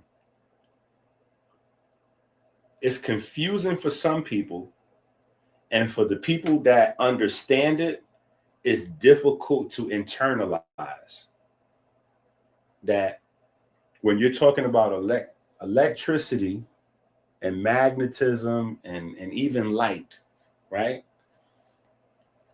You get this word, And it's going to become thrown around more and more and more over the next 10 to 20 years. You're going to hear more and more people using the word field, right? Oh, it's a field. You know, it's a field and blah, blah, blah, blah, blah. And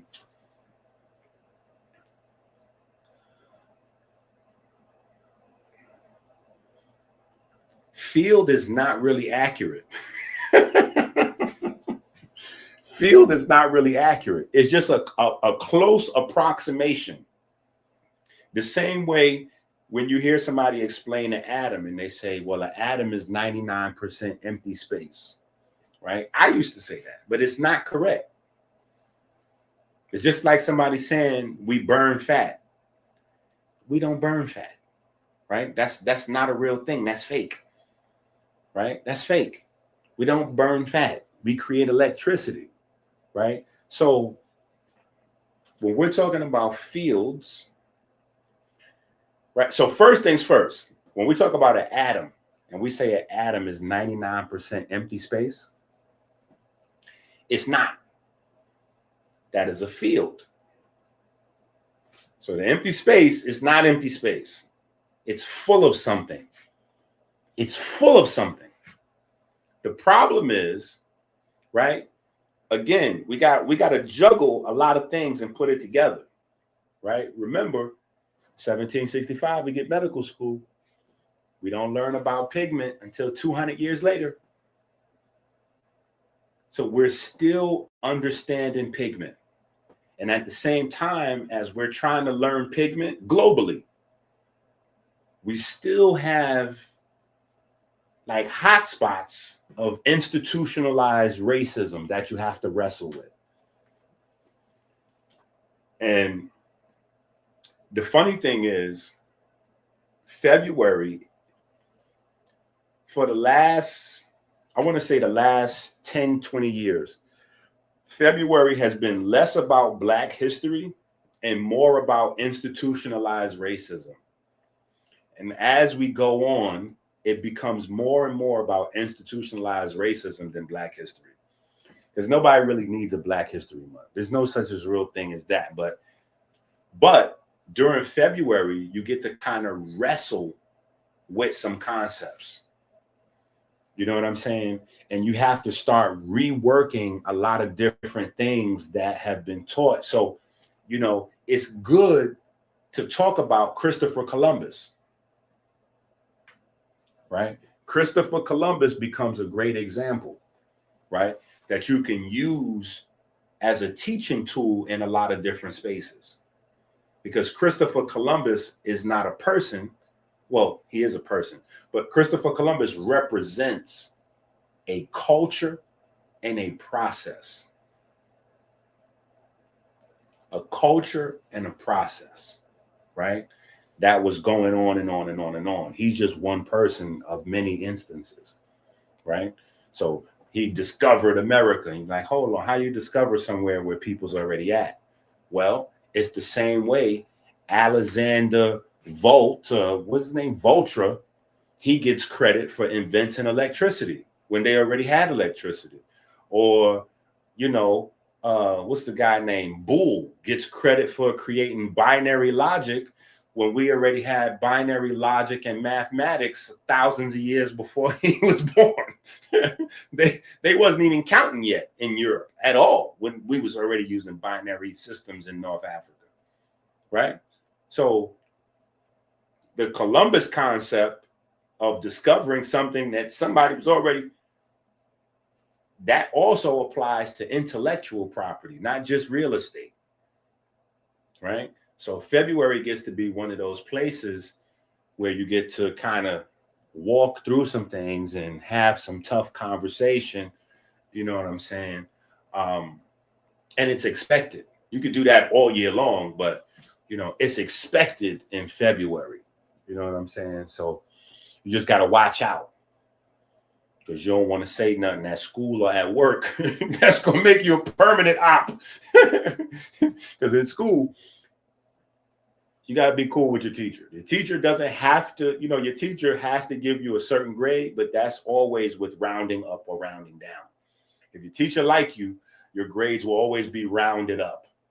If your teacher don't like you, it's always going to be rounded down. So you might earn a B and get a C plus, B minus, right? Or you could earn a B and get a B plus or A minus, depending on how much the teacher like you, right? Same thing at work, right? You be late at work 3 times, you wrote up, you fired. Zoop! Because the boss don't like you. Somebody else, they come to work 3 times a week late. They never get wrote up. Right? So just be careful with your conversation. Right? That's why they say keep religion and politics away from your job. Right? But if you're in school, your school is your job. So you got to be mindful. Even if they ask you to talk about it, you still might have to be like,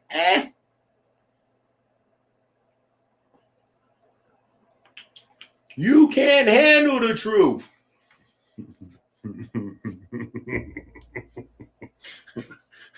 Right? And be careful with your children because they might not understand what we talk about in the house. Don't you write that down on them test papers in there. Don't you write that down on them test papers. All right. So anyway, Kemet.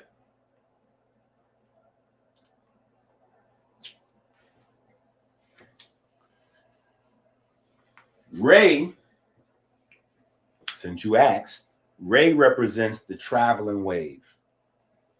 Right? Ray represents the traveling wave. So Ray is always interacting with the other gods. Right? Ray represents the traveling wave. Right?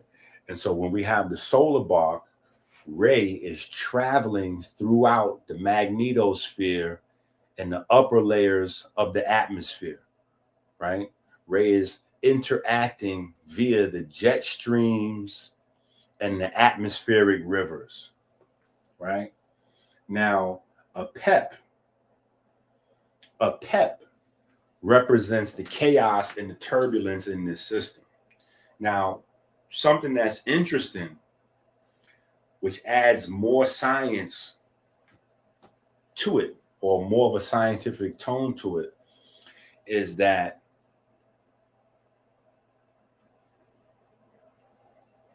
they were able to recognize something that's a nuanced detail back in Kemet. Now, again, I don't know how they did it. You figure it out. I don't know how, but they did, right? Because Ray was battling a PEP every night. That's very significant, is that it's the 12 hours of the nighttime that Ray is battling a PEP. Because on the dark side of the planet is where the jet streams and the atmospheric rivers are always more chaotic. They're always more chaotic on the dark side of the planet, right? That's the nighttime, right? As the planet is doing its rotation thing, right? When Heru is gone, right? When the sun is gone, Set and a PEP are doing their thing. That's just how it is, right? And so this is documented in terms of the oceanic department with NASA and blah, blah, blah, the people that pay attention to what's happening in the weather systems, what's happening in the clouds and the ionosphere and the troposphere and the magnetosphere and all that. They know that the sun has not only an influence in terms of energy distribution, but energy regulation, because when the sun's not there, right? When the cat's away, the mice will play, right? So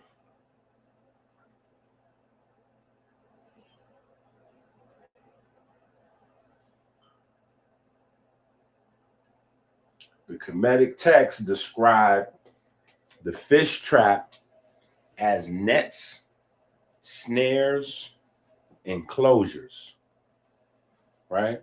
Which obviously brings Neith into the picture, right? For a few reasons, right?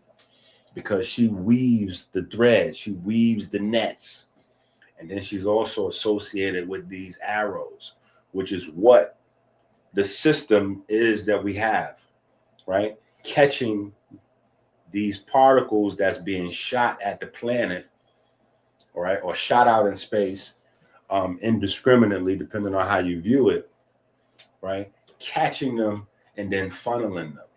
So the same way we would catch prey and then take it back and, you know, share it or eat, you know, hunter style, right? Neith is seen as a hunter in some aspects, a warrior, even though Neith is symbolized as a woman, right?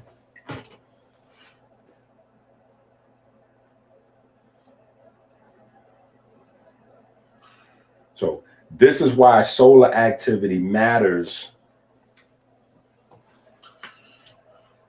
without necessarily being seen as the direct cause of a storm. When Ray is turbulent, the load on the fish trap increases, right? The magnetosphere, right? And those energy leaks bubble over. And so you get, every so often, you get what's called the perfect storm. January 18th, we get solar radiation. January 19th, we get solar flares. January 20th, we get polar vortex storms, right? Those almost never happen at that intensity together.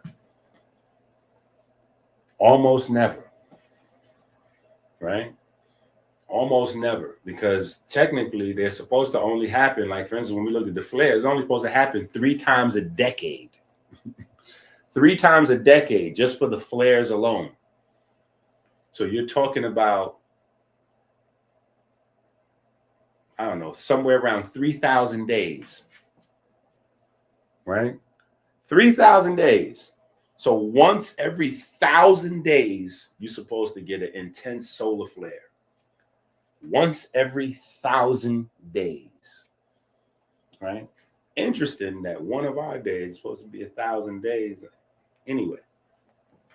But once every 1,000 days, so it's 999 other days for us to get polar vortex, you know, massive storms or whatever the case may be, right? So these are the things that are actually going on, and John Q. Public is being told, oh, well, you know, the CO2 emissions is causing the ozone. Yeah, because the CO2 emissions is causing the ozone, and so the ozone is leaking. It's a hole in the ozone.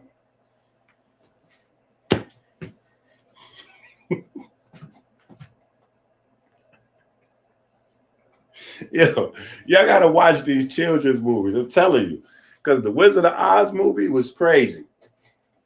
It had the green person, the green lady, which is the black lady. You know what I'm saying? And she was the magical one representing Asar, the green one. And then you had the fake wizard, which represents like modern scientist technology, trying to fake like they in control of. Yeah, I watch these things sometimes.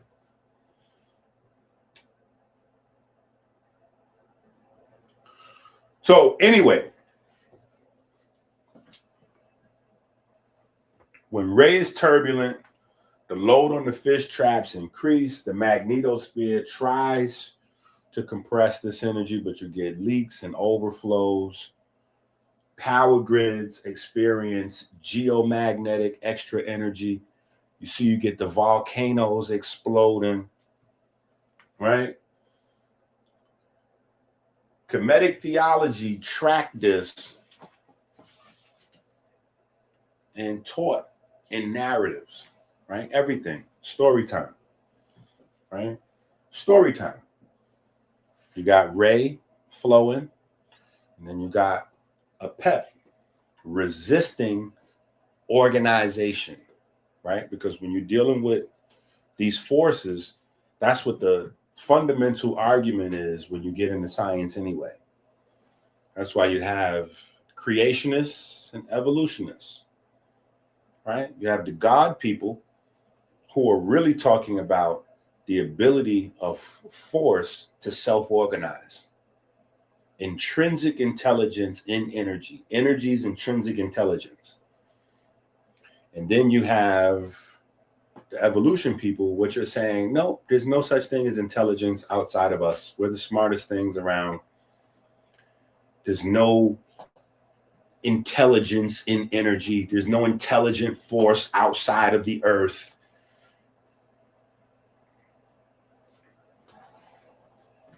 Right? And on both sides, you have some ignorant, ridiculous people, but then you have some people who are kind of, you know, and it's hard if you look at the true evidence of what's going on to not, because science tells you that energy self-organizes.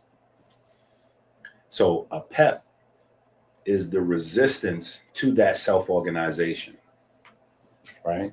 So a PEP is a combination of resistance and entropy at the same time, right?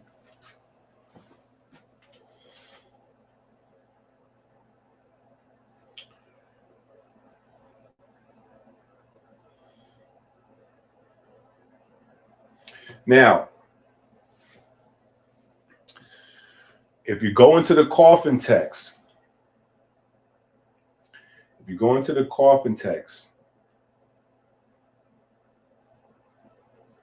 you have the Het Abti or Abtet, right? That is the house of the net. The house of the net, right? So we have the magnetosphere. You also have house of the net. You have fish traps array. You have house of the net, right? So you actually had a very complex understanding. But again, I think the reason why we haven't, and who knows, I'm probably making a bunch of errors, but that's beautiful because maybe somebody will come along and correct some of the errors, but we have these things. And I think that one of the big problems that I always highlight, you know, is glaring here, is that what we have had for so long as Kemetic scholars is really just people studying the Medu Neter, just studying the language.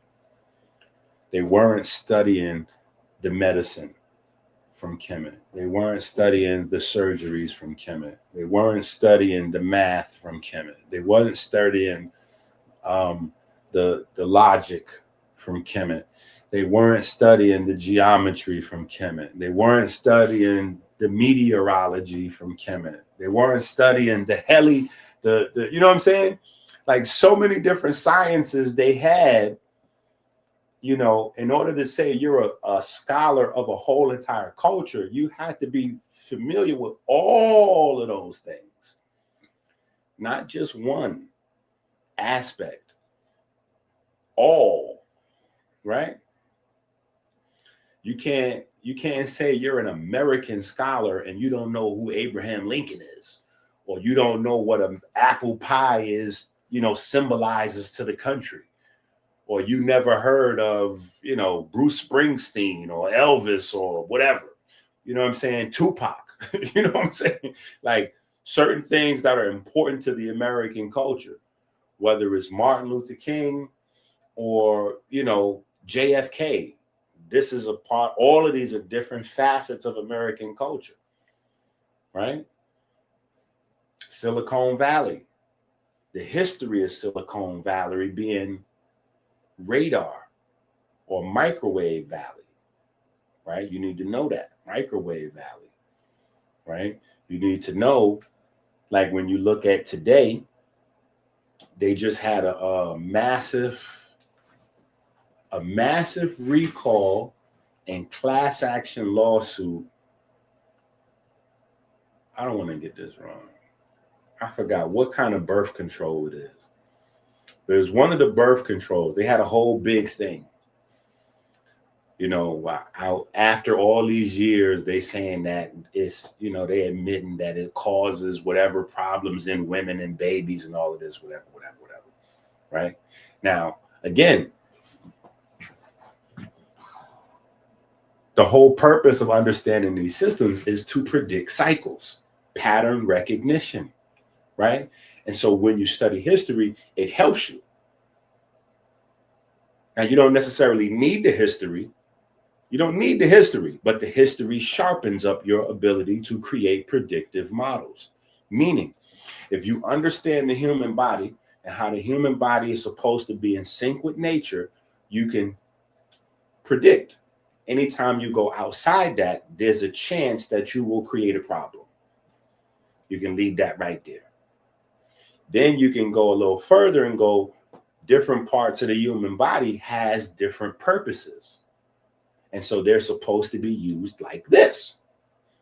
If you go outside of that, you can have some problems. So predictive modeling. Oh, people have created a culture where typically the human reproductive system is not used to reproduce. We have created a whole thing, right, which is sex just for the hell of it. Just for enjoyment, almost like a drug. And it's become a part of the culture where sex sells soda, toys, clothes, everything, right? They're just starting to put booties everywhere now. But for a long time, breasts was everywhere, right? You selling a car, you put breast on it. You selling a car wash, you put breast on it. You selling chicken, you just get the breast model to hold the chicken up to the screen. Purdue chicken, it's amazing, right? Now it's booties is everywhere, right? So you're getting side profiles, so you can get a little everything, right? Get a little thigh with your breast. Yeah. So because of that, though, we start using things outside of their purpose. We can predictive modeling. Okay, something's probably going to go wrong because this is not how the body's designed, right? So you have a hormone cascade and a whole different that's supposed to go along with this, right? And so the more recreational sex, the potentially more problems you get. Not exactly, but more. And not necessarily STDs, but just long-term hormonal stuff, right? And then we get birth control. And birth control is marketed as a tool to help people have recreational sex.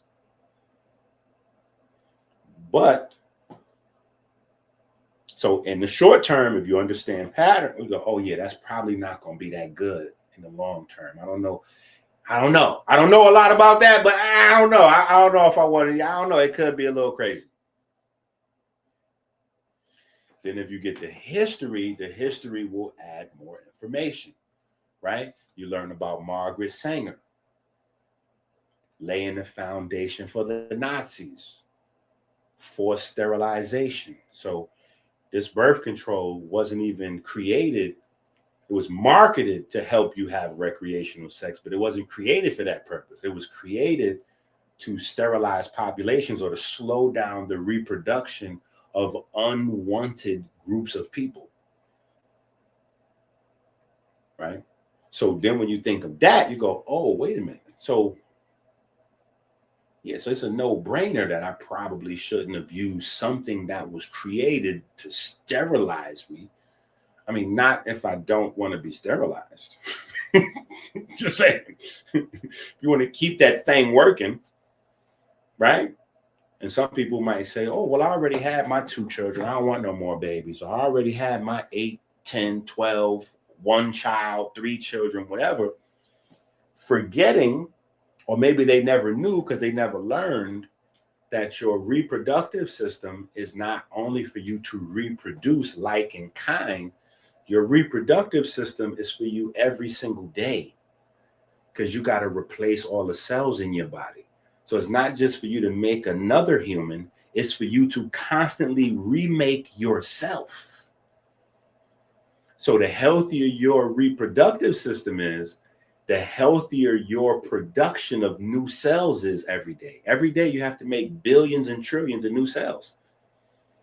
That's your reproductive system's work, right? So you don't want to mess with that, right? You don't want to mess with that, right? If you don't want babies, stop having sex, right? Just saying. Like, nah, we ain't getting ready to do that. We ain't getting ready to do that. Well, get you some condoms. Get you some condoms. You know what I'm saying? But anyway, pattern recognition, right?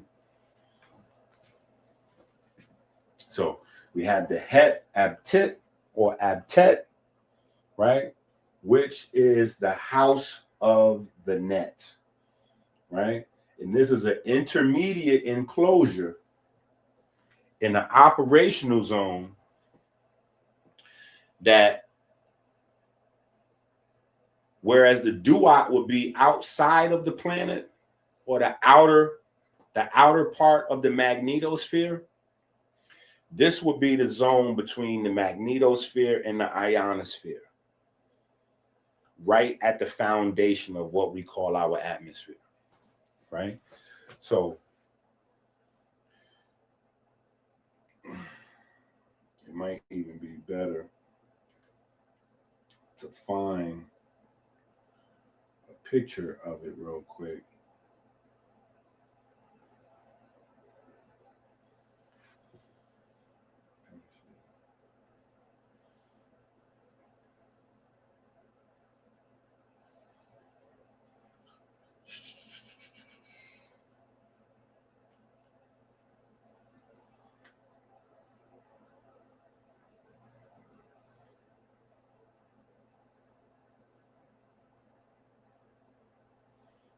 Okay, this looks good. Let's see what we can do with this. Boom. Right, so now here you can see different layers and levels and how they come together, right? So this outer layer here that's facing the sun is called the bow shock. This is going to absorb the brunt, right? Then you have the pause, right? The pause is the outer layer, but it's not directly facing the sun, right? The sun is coming from this direction. Now here, in between the bow shock and the magnetopause is where you have this corridor, this pathway down to what becomes our aurora borealis, where we can actually see the charged particles coming into the atmosphere before they're filtered around the globe, right? But these are all different layers, and then you can even go deeper into the detail of the different layers, right? And then you have, we can zoom in.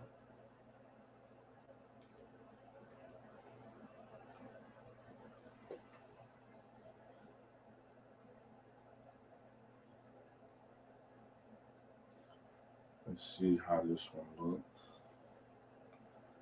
Verify I'm human.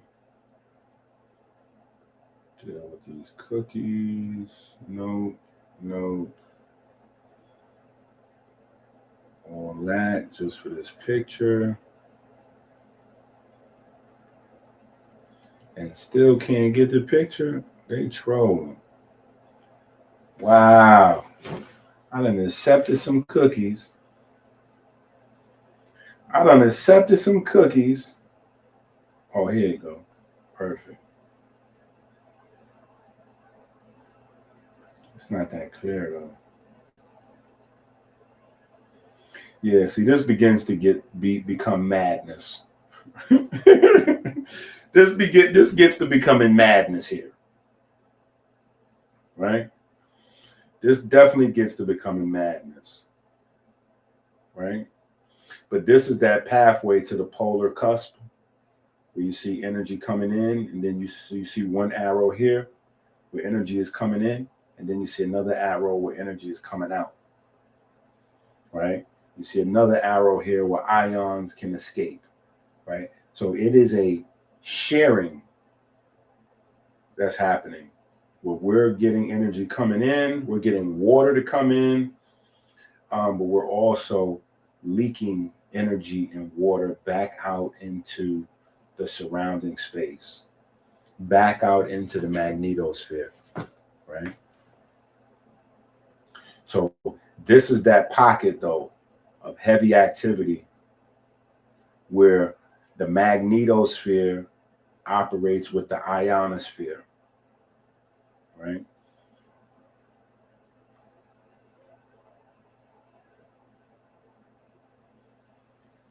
So in the coffin text, if you go to coffin text 474, coffin text 343, 344, these describe or talk about this iron, right? It talks about the house of Net. It talks about the duat. It talks about the fish traps array, right? But we don't really get this in our conversation. We don't get much conversation about the Ba and Pet, right? But it's important. And we're going to get to one of the reasons why it's important, especially for ritual, religious ritual. Magnetism is the missing variable in theological readings. A net made of iron is not valuable for its strength alone. It's valuable because it interacts with moving, charged entities, right? So I know this is a lot at once for some people. Some people they're catching everything. Some people is getting kind of lost. It's okay. That just means you probably don't have, see, that's how you get exposed to yourself. You're getting exposed by yourself to yourself. If you're at home and you don't have the books, you know you don't have the books. That's why you don't know what we're talking about. Or you might have a few books, but you haven't taken the time to read those books, right? We know you're not reading the books. That's why you don't know what we're talking about, right? Because I only have a small amount of time to really go through this information. Like we did 7 hours the other day, and we probably did 2 chapters of the book, right? We did a small percentage of the book, right? And who knows how many hours we'll put in today. You know, so far we're about 2.5 hours in, right? And we haven't even went through a chapter yet. This is a few pages of the book, right? We went through about 5 or 6 pages of the book in 2.5 hours. So to get more of the understanding, you have to get the book and you have to go through it and you have to talk it through with your people. Talk it through with your son and your daughter. Talk it through with your husband and your wife. Talk it through with your people at work. Because as you talk through the information, they're going to push back on you and say, nah, that's not true because of this. And then you like, hold up, well, let's pull up that. And then you might be wrong and they might be right or they might be. But either way, as you have the discussions on information, it becomes more familiar to you. The vocabulary becomes more familiar, right? And that's how you get deeper into the information. Look at this guy trolling.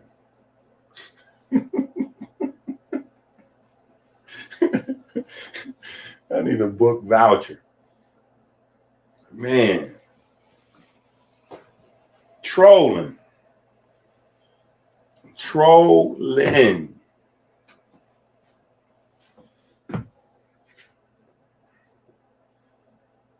If y'all don't know, this is Tanai, the science guy, and you will find out who he is when y'all go to the Medicine YouTube page and subscribe like I told y'all to do earlier. Go over there and subscribe. This is one of our local geniuses who I got to bring him back over here, though, so we can have more conversations over here. Yeah. Because we don't get the full gravity of his genius on Tuesday nights because he spends most of the whole Tuesday night trolling me.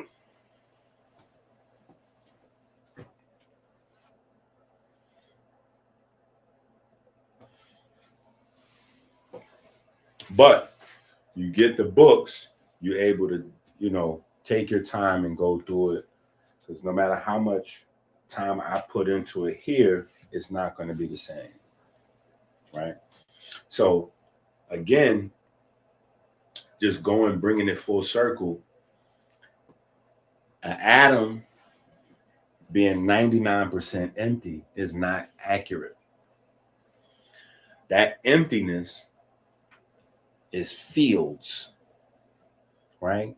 And fields are empty only up until the point where we figure out a way to interact with them and infer their presence, right? Because we're limited to understanding these invisible, untangible fields to our pigment. Our pigment is what allows us to interact with them at all. Our pigment system gives us our senses, but our senses are very small, very small. So these fields are very real and they are made of stuff. It's just not necessarily stuff that under normal circumstances we can see, feel, or touch. We can't always see, feel, or touch these things, but they're there. They're there, and they're very tangible. You can say, oh, yeah, electricity, and then you get, then you, oh, yeah, no, electricity is real. Somebody tase you, or you put your finger in the socket or something, you'll find out how real electricity is in a minute, right? Or we plug a lamp into, right? We plug a system, right? We have a system of magnets and a system of copper, right? That's generating electricity, right? And then we have that available. People take it for granted that you could just plug a wire in, right? But that's copper, right? And then that copper will channel that electricity, and then we can funnel that electricity through some crystals.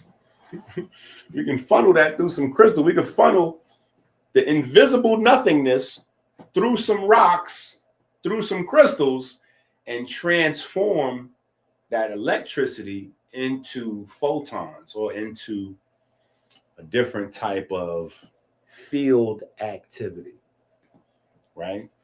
So it's a lot of no thing, and it's not necessarily nothing, but it's no thing because we can't necessarily put our finger on it, pun intended, right? You can't necessarily touch light. You know what I'm saying? You can't really necessarily touch it, but it's there, right? So that's the thing with these fields, right? And interestingly enough, that's where we get this whole concept with magical trees, because trees had a certain level of magical activity, right? That's where the root of magic comes from. And because historically they want to take away the science from Kemet, they had to turn a lot of the science into magic. But the same way there's no Western concept of death in Kemet, there's no Western concept of magic in Kemet.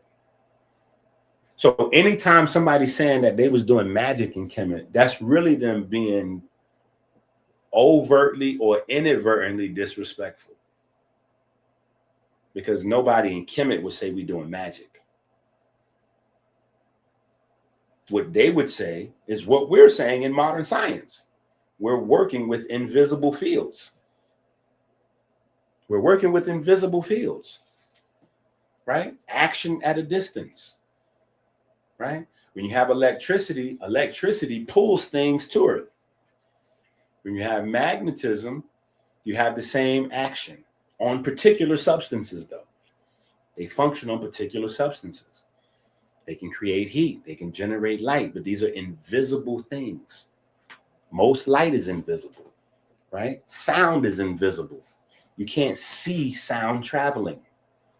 You can't feel sound traveling unless you're close up on it, right? But it hits your ears because your ears are super sensitive, super sensitive to a very particular type of touch from acoustic or mechanical waves, right? So this is a bunch of nothingness. And that's what the magic was about back then.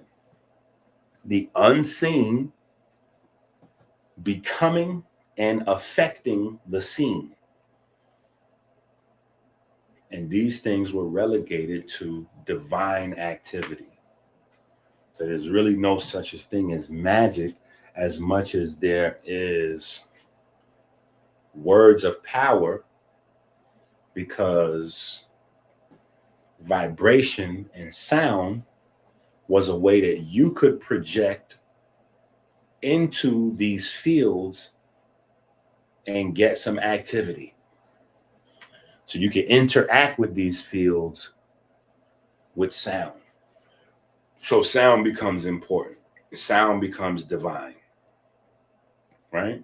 And to the point where when you get to the Bible, that is the one way that you can talk to God, through music, right? Because it's your ability to project sound, and sound is how you can channel your thoughts, package your thoughts into the unseen to get an effect. Now, how efficient that is, another conversation, right? Anyway,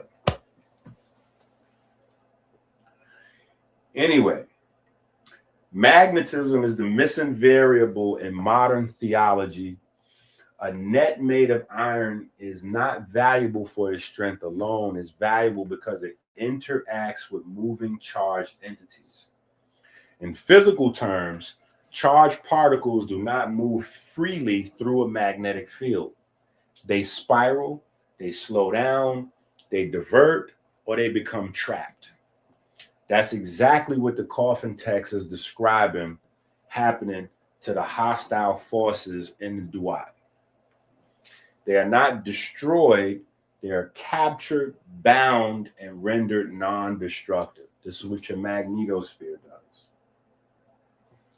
Jehudi's authority over the net becomes measurement, geometry, timing, sorting, right? That's field management. The magnetosphere functions via geometry. The bow shock, radiation belts, magnetic bottles that trap solar particles and redirect the energy into safe channels such as the aurora borealis. The Ba and Pet performs the same function in Kemetic descriptions. The correspondence is functional. The Duat itself is consistently described as a region of reversal, invisibility, and transformation rather than annihilation. This aligns with the behavior of the charged particles entering Earth's magnetic environment, right? So there's a very, very complex, layered understanding of meteorology in Kemet, right?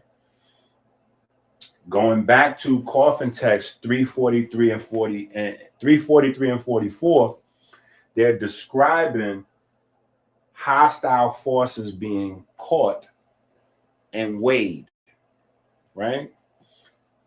Jehudi is present in these conversations because the system requires accounting.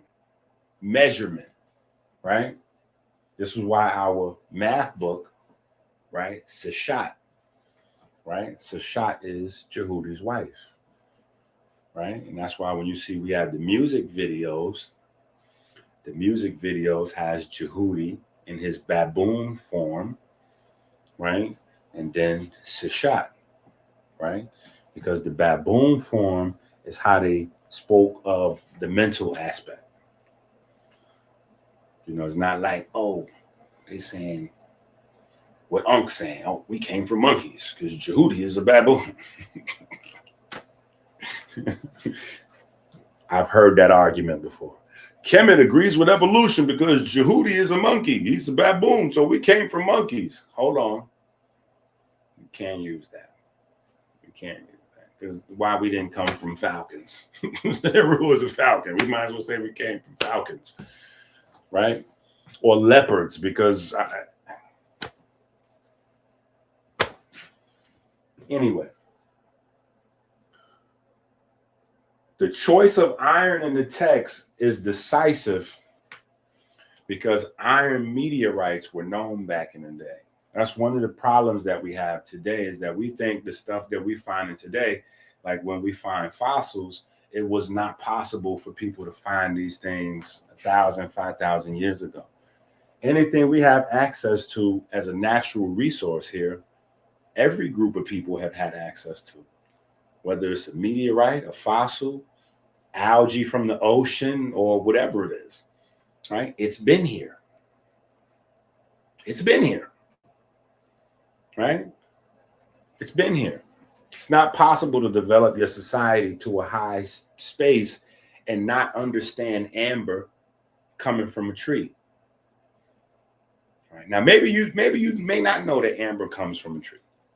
You might just find the rocks everywhere and believe that they're rocks or pretty brown crystals, right? But you will quickly learn that these rocks, these brown crystals, have a certain type of magic to it because they make electricity, right? That's one of the first earliest things that fascinated me. That's why I named my daughter Amber. I named her after Amber. Amber is how electricity was discovered, right? So that's where Amber gets her name from. You know what I'm saying? And she's fiery. She needed it. You know what I'm saying? She needed it, you know, and she still amazes me. You know what I'm saying? Because on one hand, I like to take all the credit that I can for fighting against the world. And, you know, when she in the hospital with, you know, broken neck and spine and all that, putting her back together. But, you know, that was God doing his thing. And, you know, me being a vessel for, you know, but that was also her. She had to have the internal strength to even, right? That was her. You know what I'm saying? And even though her mom fought me tooth and nail, me and her mom both contributed some of that genetic material for her to be able to be resilient and whoop, whoop, whoop, whoop. So even her with her crazy stuff, she get a little tiny credit. She get like 2-3%. But a lot of credit I got to give to Amber. You know what I'm saying? Because that's her mindset. You know what I'm saying? She's a monster. You know what I'm saying? And she done went to one of the top, you know, research universities in the country. And while she was in school, had a baby. And still finished and didn't even blink. By herself. You know what I'm saying? Did her thing. You know what I'm saying? So she's a monster. You know what I'm saying? But I named her after Amber, after my fascination with electricity.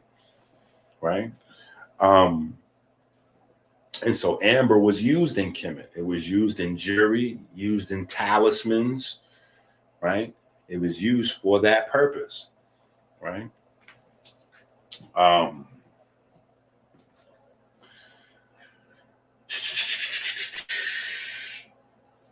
So yeah, they absolutely had iron from meteorites. They had lodestone, right? Which is magnetic rocks, right?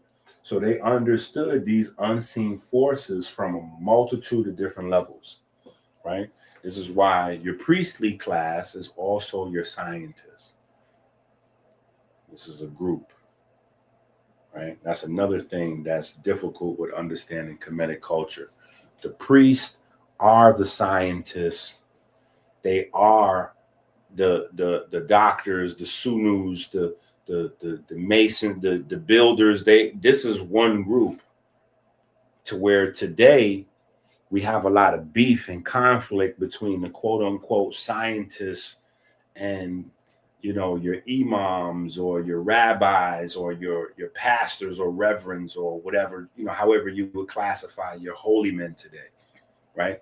They don't necessarily agree on things, but that's because of where the early church changed the dynamic of what spirituality is.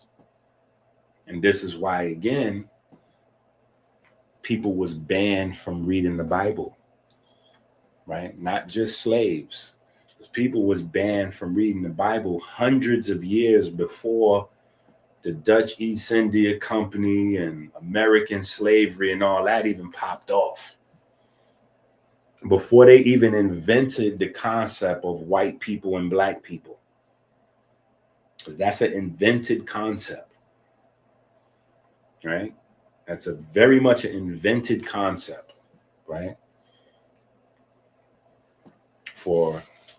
To maintain the caste system, right? It's very much now biology and pigment, real thing. But social class system, totally invented, right? So way before that comes along, you have people not able to read the Bible. And the reason is because the church was trying to colonize and do their thing. And they couldn't do their thing if people was reading the book. Because you can't tell people this mystical idea of spirituality if they can read the book and they find out, oh, spirit is breath. Spirituality is the process of breathing. Full stop. Full stop. The unseen force, going back to these fields and these unseen forces, the unseen force that animates your body, it's happening through the breath. It's not happening through the food. It's happening through the breath. The breath is more important than the food. All you got to do is decide that you're going to stop doing both and see which one kicks in first. Decide you're going to stop breathing and stop eating at the same time. And see which one your body can go without for a longer period of time. And you got all the science you need. You know which one is more important immediately. Right? You'll find out which one you can go without longer immediately. Right?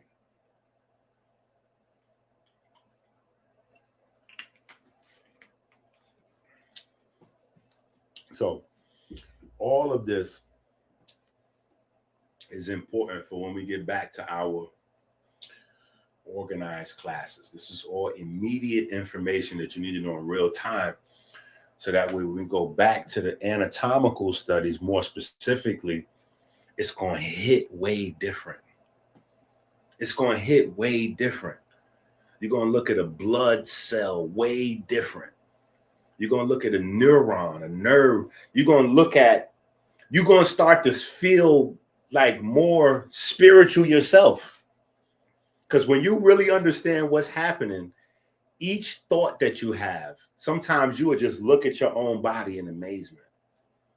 That you got some microscopic little thing up here that's shooting electricity back here.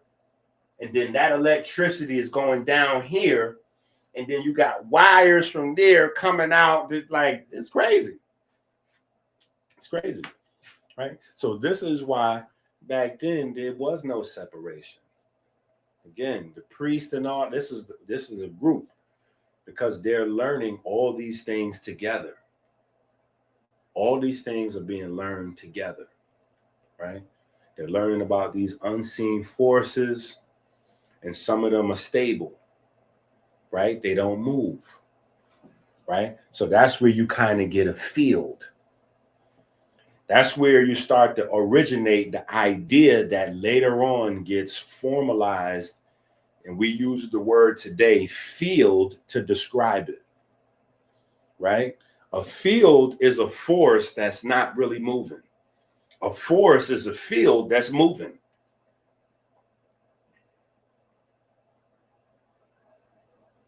Both of them is made out of nothing. Both of them is made out of nothing, right?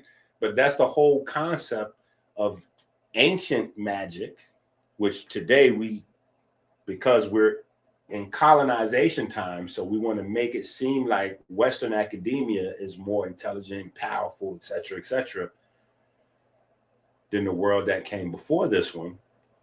So we have to denigrate the ancient worldview, right? Meanwhile, the modern worldview is not only built on the ancient worldview, it is the same worldview. We just have different terminology. But the invisible, unseen world is absolutely the cause, creator, and sustainer of the visible world.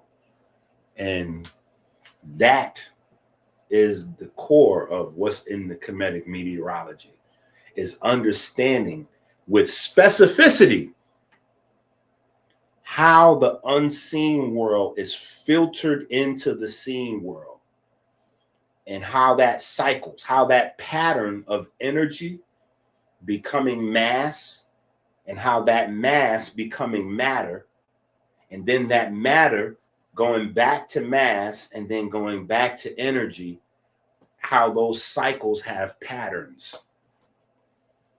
And being able to recognize those patterns and predict those patterns became the basis of our calendar. That's why we have seasons, right?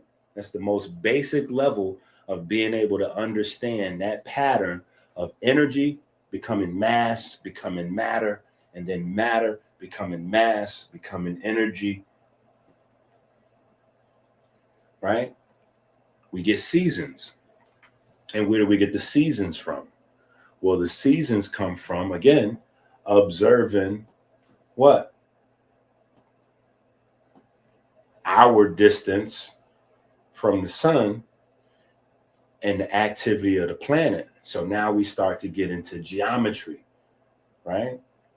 We start to get into geometry because we need to know the movement of the planet, because sometimes the sun is on us, and sometimes it's not. So we need the shape of the planet to calculate the movement. And then there's a larger cycle, right? As the planet is moving around the sun, right? So we got to infer the shape of the sun, even though we can see it. We got to infer the shape of the pathway we're taking, right? So we can get a calculation. And once we get these calculations, we got these numbers. Now we can start to put patterns together. The patterns is based on the numbers, right? So when you talk to a religious person, and I consider myself religious, but not a religious zealot, like a lot of these people, they would tell you that the knowledge of God is a bunch of mystical gobbledygook. And they'll reference stuff from the Bible, like, oh, you can't get into the knowledge of the world and the knowledge of man and blah, blah, blah, blah, blah. No. What those verses are talking about is what you have in the trivium and quadrivium. These is basic Masonic studies, right? Man science is all of the different versions of logic and rhetoric and grammar. Right? Man invented all those things. So all of your ologies, most of your ologies are all man invented, right? This is the reason why if you look it up, they would tell you science does not use proof. Only math has proof. Well, the reason only math has proof is because math is the science of God. That's the divine science. because math was already here before us. We didn't invent math, right? So everything associated with math would be considered divine. So that's where you have math, right? Music, astronomy, and geometry, right? Those are all different forms of math, or math expanded into different pockets and spaces, right? So anything in those spaces that has exacts, quantities, qualities, and numbers, that's considered a divine. Anything that is like, it could be correct now, and in 10 years we realize, oh, we didn't know what we were talking about, that's man's. But math and geometry, those things are the math and the geometry that was accurate in 5,000 whatever, 3,000 BC, or whatever the case may be, is correct today still. That's where you get universal constants. You don't have scientific constants. You have scientific maxims, but those are subject to interpretation and change over time. But a universal constant, those don't change. And if they do change, that means they were proven to be inaccurate, right? All right. Anyway, that's the role Jehudi plays in the system when you have Jehudi being brought into these texts. Jehudi is bringing in, and his wife, they're bringing in math and rhythm and geometry and accounting and measurement and exactitude and being able to quantify and qualify certain aspects of these forces, right?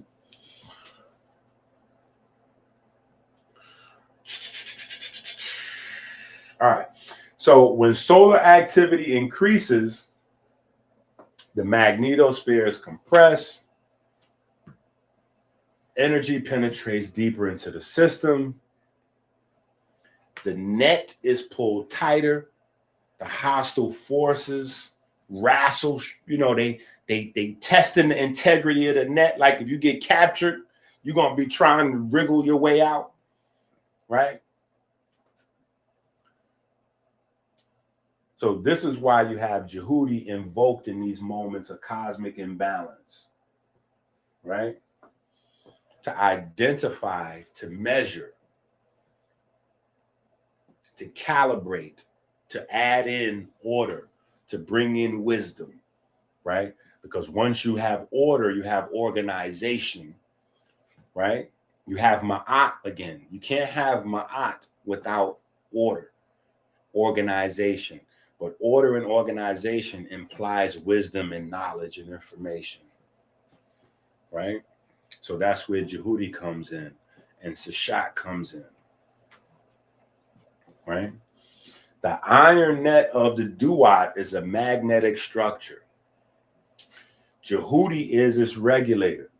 Ray provides input. A pep represents turbulent excess, chaos, right?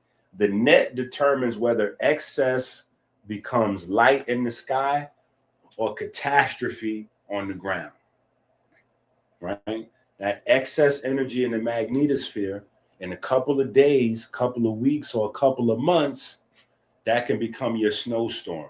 That could become your tornado, right? So we get tornadoes in certain places, right? This is all coming from this same solar activity and geomagnetic activity. This is how you get your tornado. This is how you get your, what's the big one? The tsunami. This is how you get your tsunami. Right?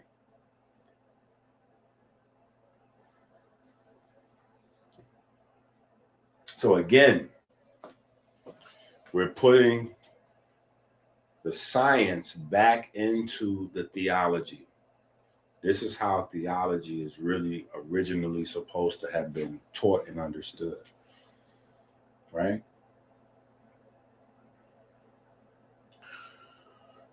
So we have a couple of actual texts. We have a couple actual texts. Right? We got the pyramid text 509, coffin text 667, right? The ramparts of Shu. The ramparts of Shu are named as protective boundaries upheld by Shu, right? Protective boundaries upheld by Shu. This is important because even in the Bible, you get the four corners of the wind, right? The four corners of the wind, or the four corners of the world held up by the wind, or something to that effect. You know what I'm talking about. You look it up, right? But this is not air in a casual sense. This is electrically charged air, maintaining the spacing in the different gradients of the atmosphere. That's where Shu becomes ultimately important, right? Ramparts are not walls on the ground. These are invisible, like the fields and the forces. These are invisible, right? These are invisible, but they are there, right? It's fortification, right? Able to hold weight. Able to hold weight. That was one of the craziest things when I was a kid learning, right? Let me make sure I get this right before I say the wrong thing. Because when I learned how heavy these clouds was, that was crazy for me. That sent my mind into a frenzy. I was like, wait, what? How heavy is the average cloud?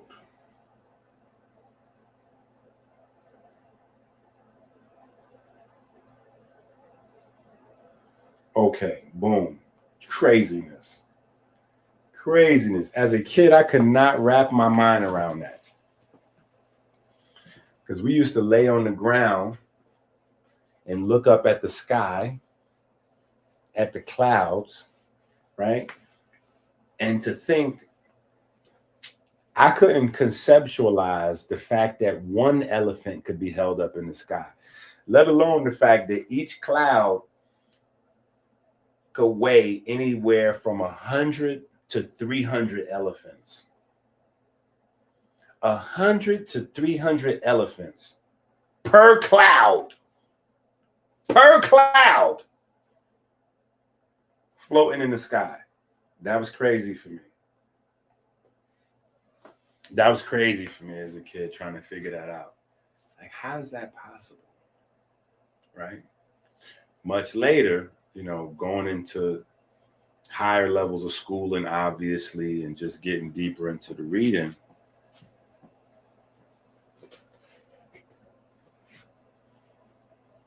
you start to figuring out. Right. You start to figuring out there's no such thing as no thing. Right. But then you realize when you break the word nothing into no thing, that no thing is a thing. No thing is a thing. And that's what the description of a field is. Like, it's something that's just outside of my senses. It's outside of my senses to be able to describe it as like something I could pick up and grab. This is a thing. A field is no thing. But this thing is made out of a bunch of no things. Right? It's like a zillion atoms that make up this. And of the zillion atoms, each one of those atoms is made up of a bunch of different electrons and protons and neutrons, which are no things. They're just little field-based standing waves, right? Standing waves, right? Or forces generated by standing waves.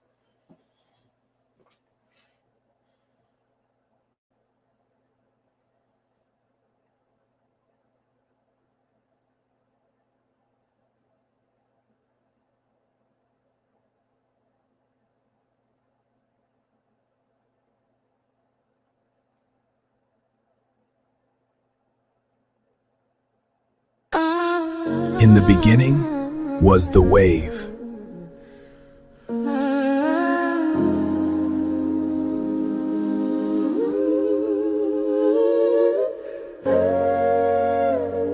Resonate, resonate, see what I'm saying, levitate, resonate, resonate. Nah, I mean I'm trying to elevate. Resonate, resonate, words can't describe or articulate. Resonate, resonate. Oh, feel me, celebrate. When they was partying and they was drinking, the gospel of music had me right and thinking. Music is sounds, but it's also written words. Lego notes, fifths, halves, quarters, thirds. The periodic table of atoms. The language of the gods and wave patterns. The periodic table of atoms, E equals MC squared. The musical wave patterns, the facts are late. Synapse engaged, perhaps a slave. Collapse away. The heart detonate, the tongue generate. The stone demonstrate, the mind meditate. Honestly, honor me for escaping poverty, turning lemons to lemonade, noise into harmony. Awfully, God is the music of my artery, the heart of me. The beat is the best part of me. God is the way. God is the music. God is the music. Without it, I might lose it. God is the way. God is the music. Without God, I might lose it. I might lose it. Resonate, resonate. See what I'm saying?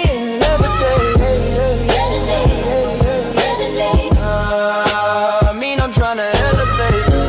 Resonate, resonate. Words can't describe or articulate.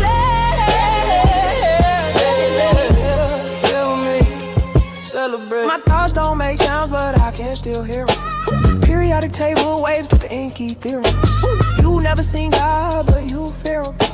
My thoughts don't make sounds, but I can still hear them. My thoughts don't make sounds, but I can still hear them. I don't know, understand the love words, but I feel them. My heart wild, my heart savage. That's why it's so easy to love bad habits. They block pain like you're in the eye of the storm. The spell of the paper that it's on. Nothing is what it seems. $1 in a dream. You in the eye of the storm, the spell of the paper that it's on. Nothing is what it seems. $1 in a dream. Yeah. Pressure in the sky, feel it in my chest. Clouds roll heavy, heart don't rest. Static in the air, riff before the sound. Every system waits when the silence comes around. You in the eye of the storm, the spell of the paper that is on. Nothing is what it seems. $1 and a dream. Not a weapon, not a throne. Just time of card and flesh and bone. You don't command it, you align. Miss the rhythm, lose a sign.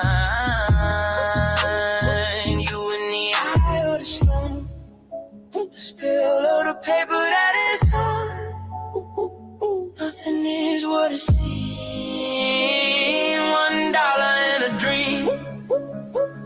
Energy don't beg, it moves when it's allowed. You don't scream, it gathers in the cloud. Up and down, rooting around. Swarm comes in, storm goes out. Up and down, rooting around. That's the rhythm, hear the sound. I'm the rhythm of the storm, not the strife. I'm the pause, I'm the pulse, I'm the night. Charge builds up, then it breaks, then it's gone. It's the law, everything lives on. I don't rule with force or flame. I reset the field, I call the rain. If you wanna know my name, listen close, it's timing. Buckets, ride, body hit, fall. Same old wave inside it all. Hold too tight, everything stalls. Let it flow, you'll lose it all. You in the eye of the storm. The spell of the paper that it's on. Nothing is what it seems. $1 ain't a dream. Heart don't compete, conducts, ignore no clean. While system are corrupt, still release. Can let it clear. Every breath is a new frontier. You in the eye of the storm. Style of the paper that is on. Nothing is what it seems.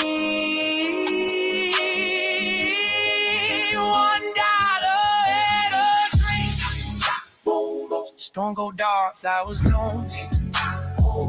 Heartbeats of thundertone. Storm go dark, flowers bloom. What's in the bloom? I'm the rhythm of the storm. Feel it now in your lungs, in the crowd, in the heart, in the wire, in the song. That's the code you moving on. No domination, no power. The circulation breaking down. If you ever felt reborn, you already met the storm. Storm go dark, flowers bloom. Heartbeats of thundertone. Storm go dark, flowers bloom. Until the bloom. In the eye of the storm, the spell of the paper that is on. This is what I see. $1 and a dream. You in the eye of the storm, the spell of the paper that is on. Nothing is what it seems. $1 and a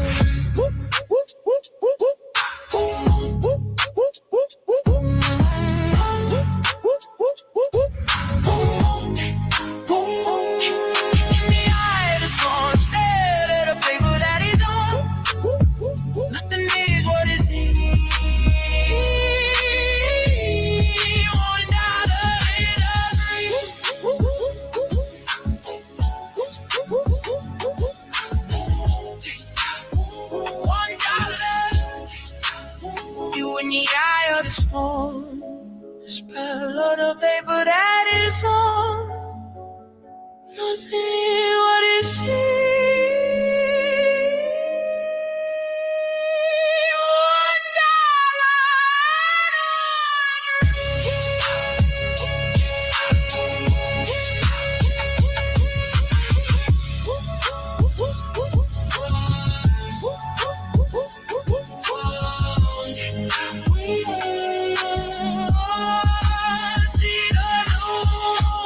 in the eye of the storm,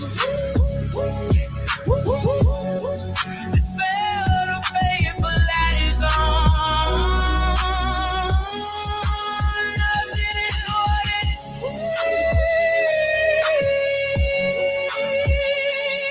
$1 and a dream. You in the eye of the storm, the spell of the paper that is on. Nothing is what it seems.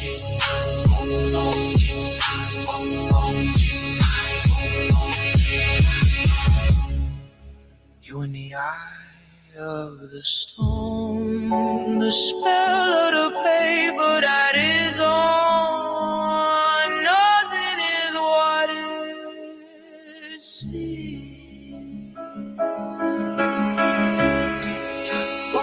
You in the eye of the storm.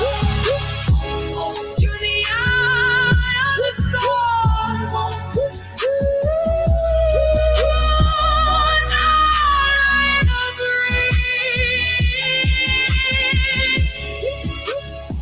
You in the eye of the storm.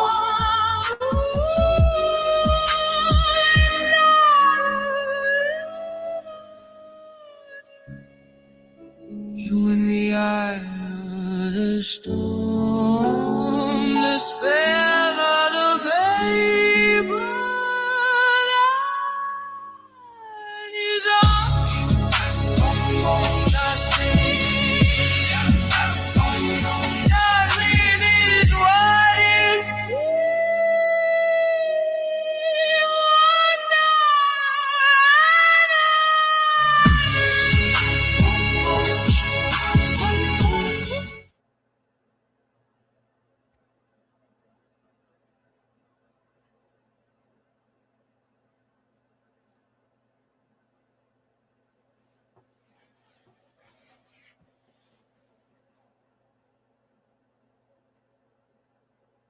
In the Lord, when all I know and by, oh, know that I am loved by, and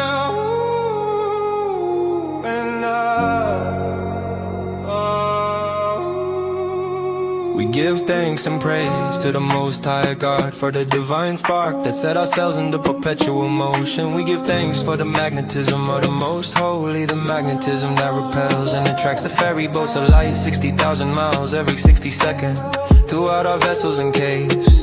We give thanks for your ability to drink clean water every 60 minutes, flooding the river of life. We give thanks that sugar has not covered our ferry and turn them into stone. We give thanks that darkness has not covered the riverbanks with calcium and turn them into stone. We give thanks that anger and fear have not turned our almonds bitter, turning our heart to stone.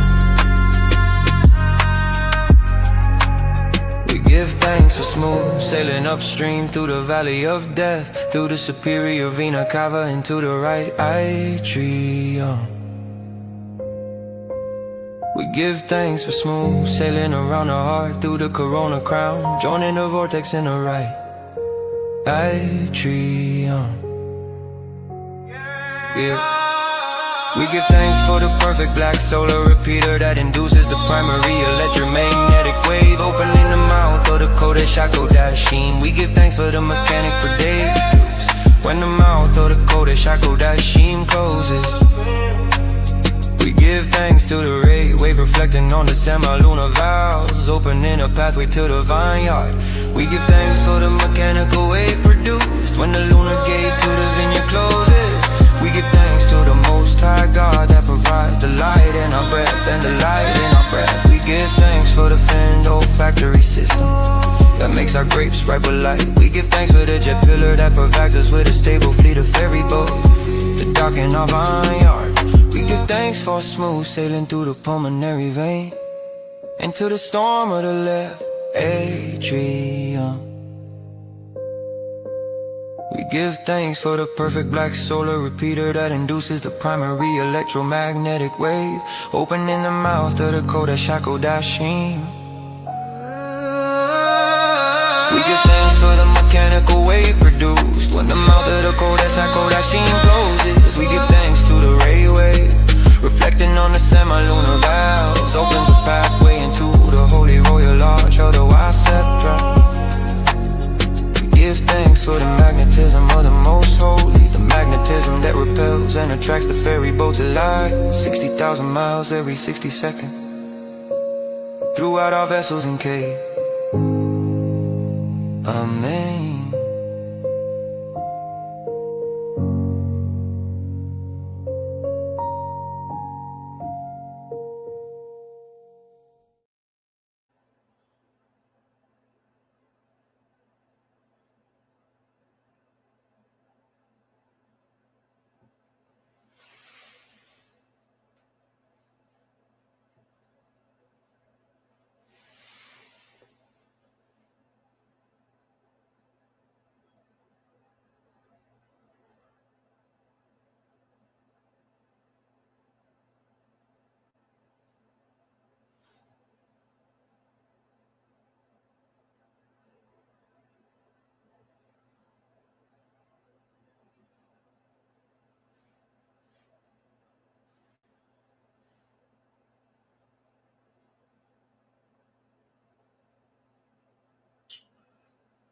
All right, now you get to the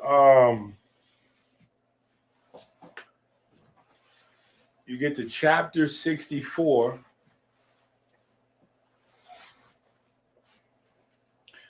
You get to chapter 64, which is my favorite, right? It is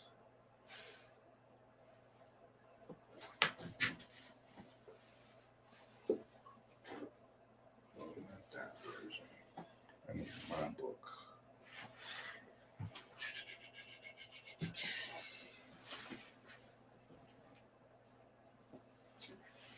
And at the bottom of the stack.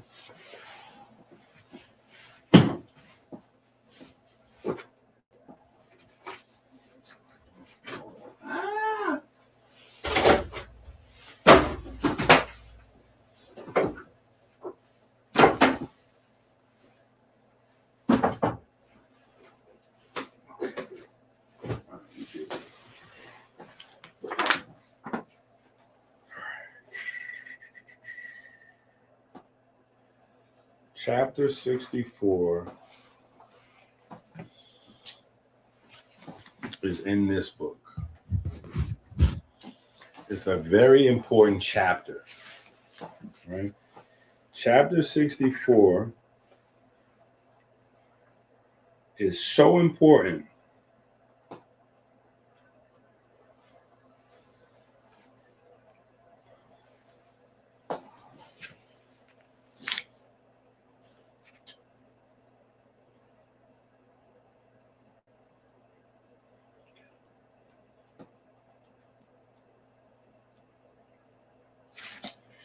I was going to say go to page 129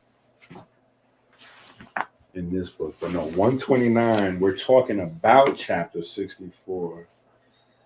That's not. Oh.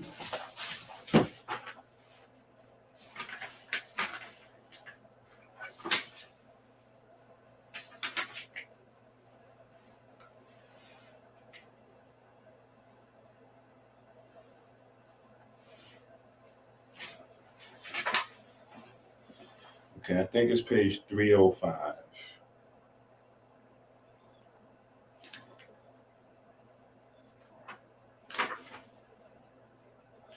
Yep, it's page 305. But if you have this book, you can open this book to page 305. Right? This is affectionately known as the GOAT book. Le GOAT. This is Le GOAT's book.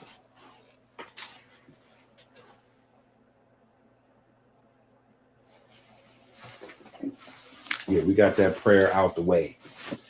We got that prayer out the way. Right? We got that prayer out the way. Right? So if you have this, you can open this up to page 305.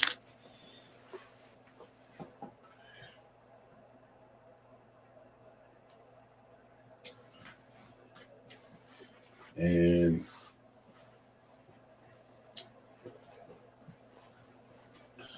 I'll read you some of this. It says, he says,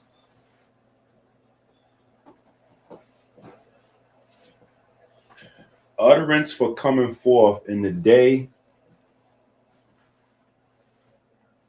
in the God's realm by Dr. Inky. All right. Utterance for coming forth in the light in God's realm by Dr. Inky. Now, in the book, it's blank, so you could put your name in there. Right? It's blank, so you can put your name in there. Right? And I still use this prayer. Right? It's powerful, but I'm reading it here or going through some of it. Remember, it's just a rough translation, but it's not my rough translation. It's a rough translation. But I want you to get the idea as we're going through the Kemetic Meterology of how they viewed this science, right? Utterance for coming forth in the light, right? So even the Book of the Dead, right? Per M. Heru, that has multiple translations, right? So it's coming forth by day, coming forth in day, or coming forth in light, right? For me, I respect the coming forth by day translation, but I feel like more accurately, once you get the whole perspective, it's coming forth in light,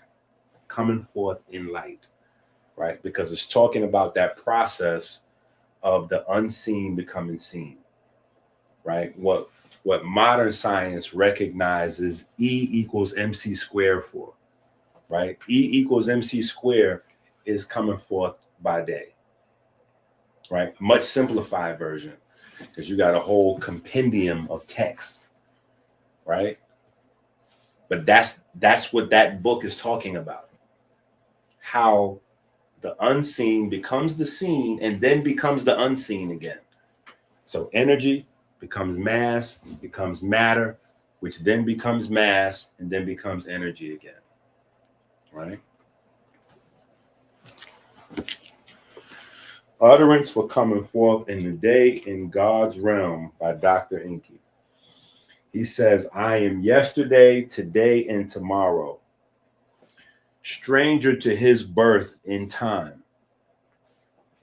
Another, the secret Ba soul who made the gods and gives offering for the duat west of the sky. Right? So again, remember, Ba and Pet is talking about, right, magnetism. So when I say this is where I first get my concepts of the Ba or the soul and the spirit being related to magnetism, is from these texts.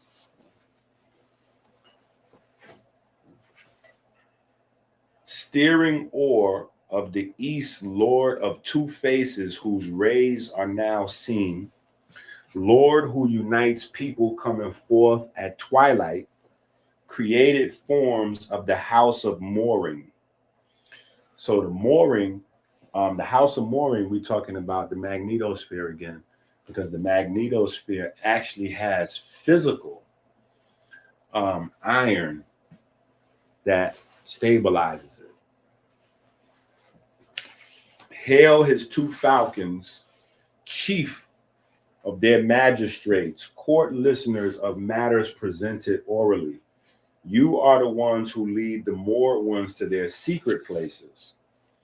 They draw Ra following in the place over the shrine, chief over heaven above Lord of the shrine, standing as a rampart of the earth. Right? So now you get Ra and you get a hint, right? You get a hint that Shu, right? So you get Ra and then you get a hint about Shu, right? Chief over heaven above Lord of the shrine, standing as a rampart of the earth. Of it is I, it is, and vice versa. Behold, faience fashioned of Ptah over his minerals. O Ra, laugh, your heart is sweet with your good truth and righteousness of this day. He enters into Kemenu and come forth from the east. Worship the elders of renown. Make sweet for me your ways. Make wide for me your roads to ferry across the earth in the fashion of the sky above your sunlight upon me, O Ba soul of three.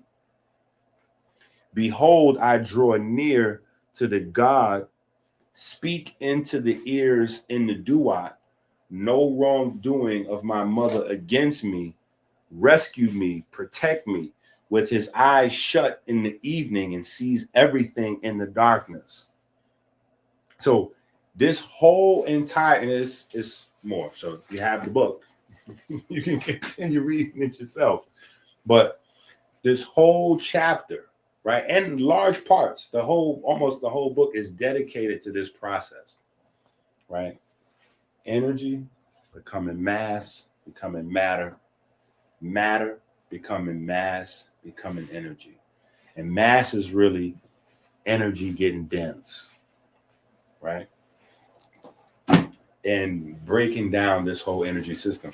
Now, the thing that directed me to the importance of chapter 64 in terms of the Pert M. Heru, or the Book of the Dead, is because the Masonic legend is that some of the higher degrees directly come from the Pert M Heru. So when you get to, like, we know there are 3 degrees, first, second, and third. When you get to the 4th, 5th, 6th, and particularly the 7th degree, those come from the Pert M Heru, right? Or most specifically the 7th, but 4 through 6 are important for understanding the 7th, right? So anyway, that taps in, you know, directly into this pattern of energy. And that's the concept that we're trying to get here. You yourself are a pattern of energy. The genetic codes that give rise to you and maintain you are patterns of energy. When we eat, we're taking matter, breaking it down through digestion, back to mass, and then finally we process it into energy in the mitochondria. So literally, we perform that process in our body. That's digestion, metabolism, and cellular respiration. Matter, mass, and energy, right? And then we take the parts that we use after we unlock that energy, and we recycle those and build that back from energy, back into mass, back into matter, which is how we get non-essential amino acids and form the majority of our proteins. Right? So not only are we a byproduct of this energy system, energy, mass, matter, matter, mass, energy, we perform that ritually through our part in the ecosystem.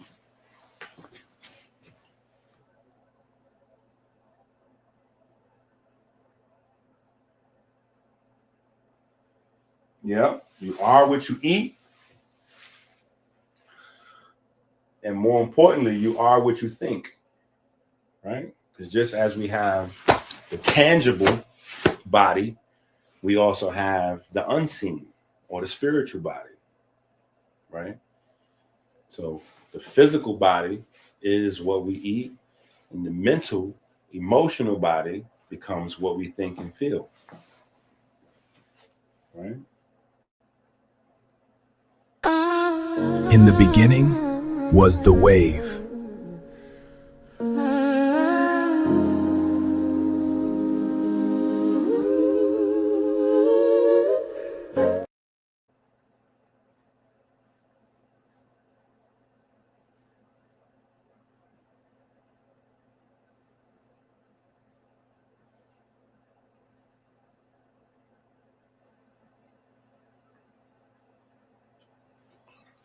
Right? So this is, you know, you can get the books, you can go down these rabbit holes on your own, right? That's why you want to provide the reference material so that way you can do your thing, right? That's just a little quick reference. I just pulled up something, right? I just pulled up something.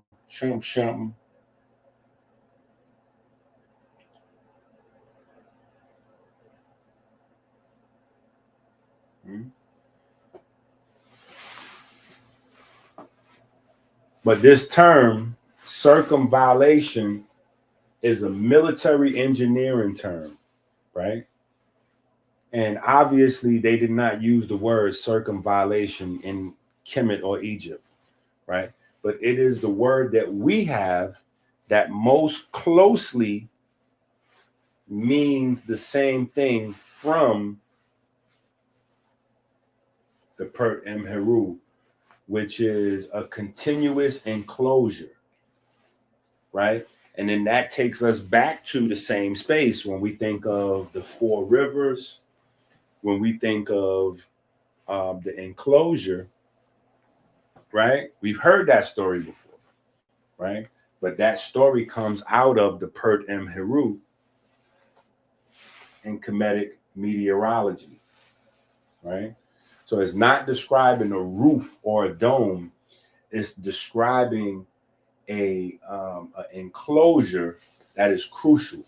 So the circumvallation literally is describing the planetary scale boundary system that we call our atmosphere or our magnetosphere.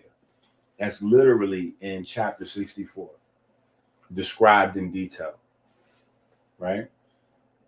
The translation, however, uses the term circumvallation, but like I said, that's a military engineering term for enclosed self-building energy system, right? And why would we have that describing our atmosphere? Because that's what our atmosphere is. It is an enclosed self-building energy system. It's an enclosed self-building energy system that has very specific patterns. Very specific patterns. And we are not insignificant, but we're very small players in that pattern. But we can amass power that makes us feel like, or even seem like to other people, that we're huge, we're gods. Because we can tap into that and we can predict that. Once we learn it, we can harness it for different purposes. That's what it's there for. That's what we're here to do.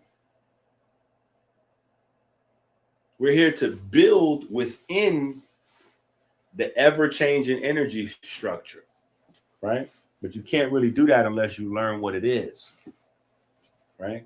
So this is what Ivy League kids may be learning at home that we're not getting. And one of the things that's funny is because it took Amber to go to a top research university.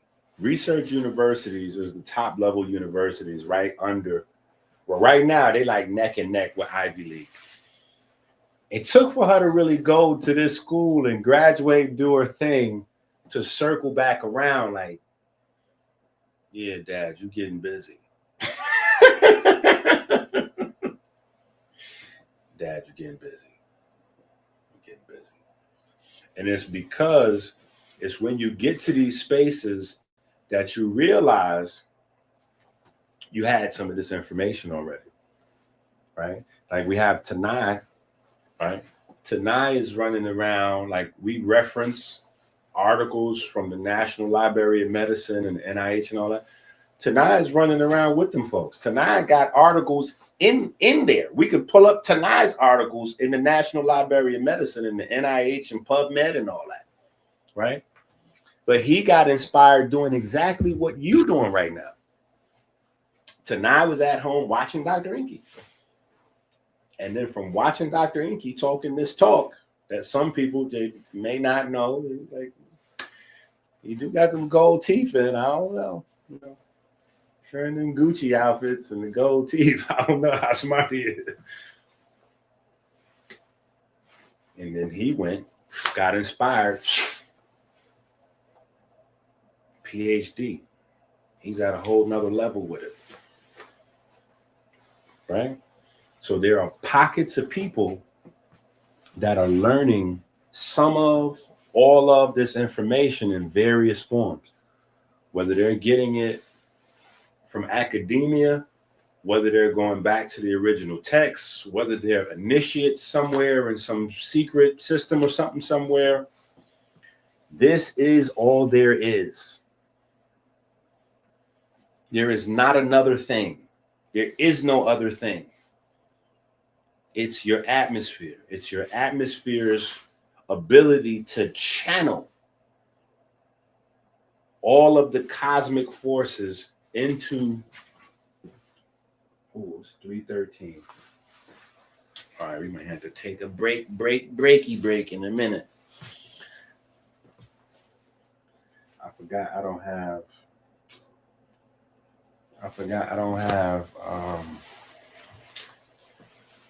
Caleb is not home today. So Caleb helps me out.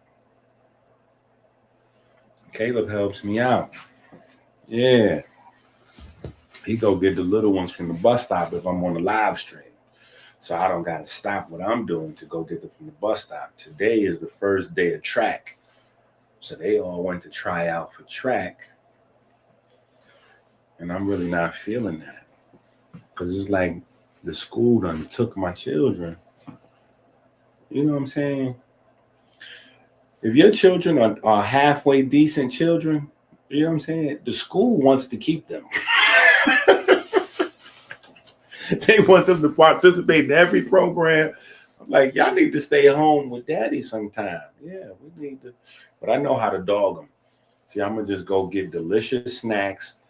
And once this live stream is finished, I'm going to be them binge watch 2 or 3 shows purposely that they want to see. And I'm going to violate when they get back. That's how I'm going to do them. Be like, yeah, I already seen this. And I already seen, oh, yeah, you want to see that? Yeah. Let me tell you what happened. They be burnt.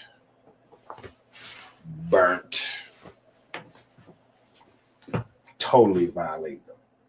Anyway, we got a few more minutes.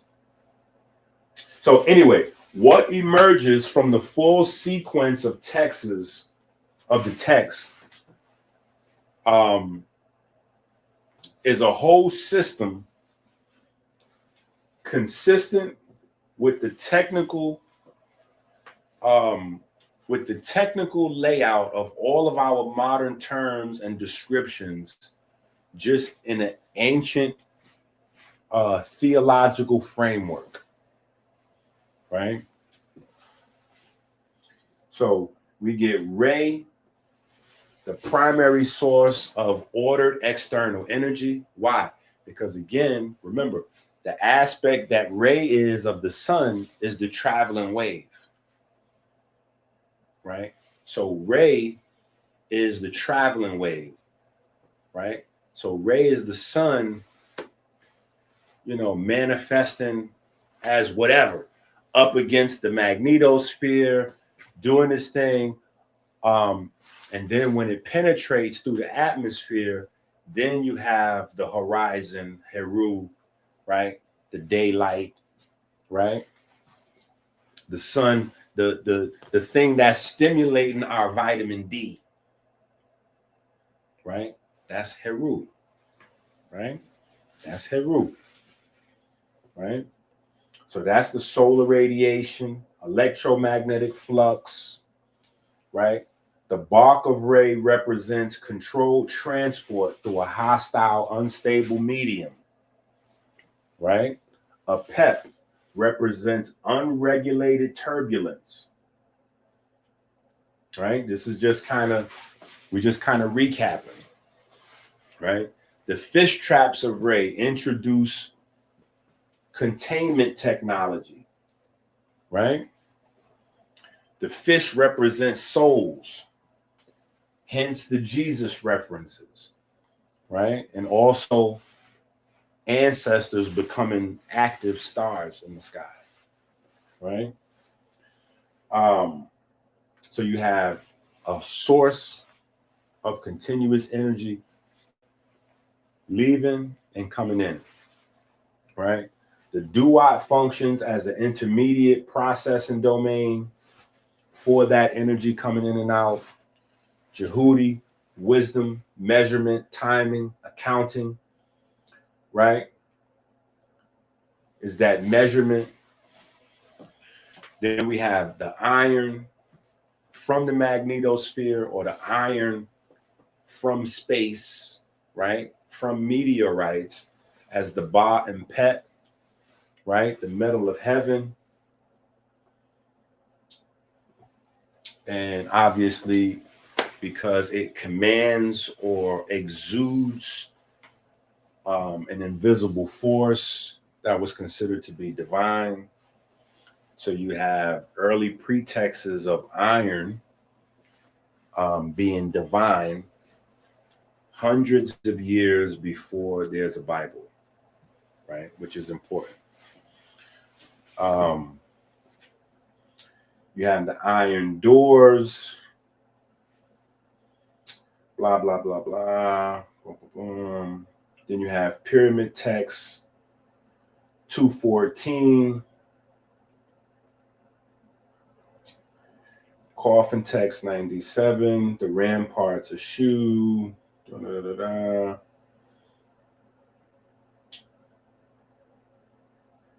And then we get to Rosette Jowl, which is a specific, okay. So Rosette Jowl is a specific region in the Duat, right? It's a specific region in the Duat that has specific topographic and a functional aspects that, again, line up to right at the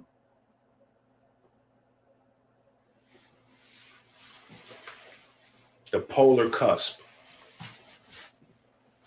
Right at the polar cusp. Right? Right at the polar cusp, if you see that in there.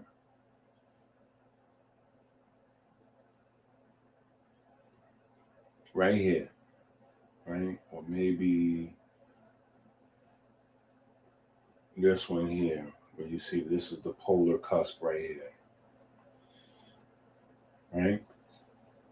This would be representative of Rosette Jowl. Why? Because we have the description, right? So the first thing is described as being associated with a narrow, constricted passage, right? Translated sometimes as a mouth or a throat, right? A mouth or a throat, right?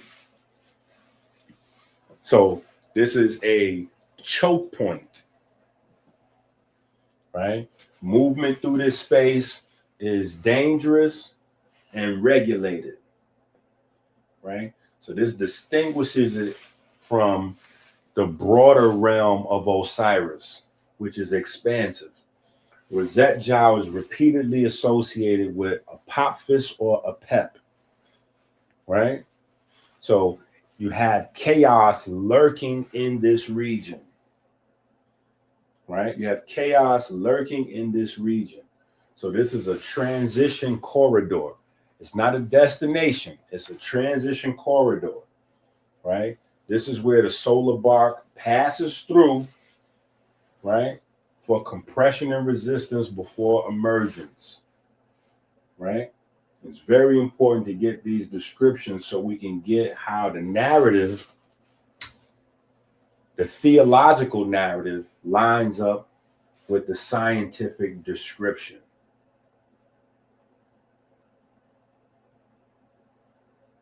Right? So when we hear Osiris, Wusir, Lord of Rosette Jowl, right?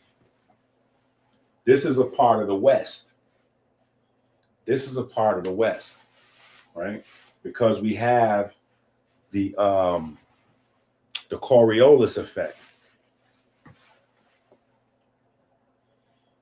So remember, from Kemet, the West is a different place in a different direction.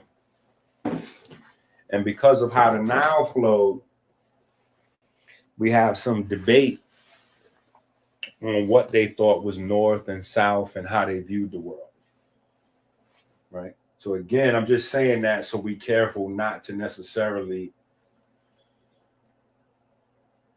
critique too hard with our modern view of things based on what they were thinking or how they describe things, right? But it's important because Rosette Jowl is upstream from Osiris's domain, right? It's the site of conflict and restraint. So this is the importance of Osiris being the Lord of Rosette Jowl. It indicates that Rosette Jowl is a gateway condition that you have to transverse for order to exist, right?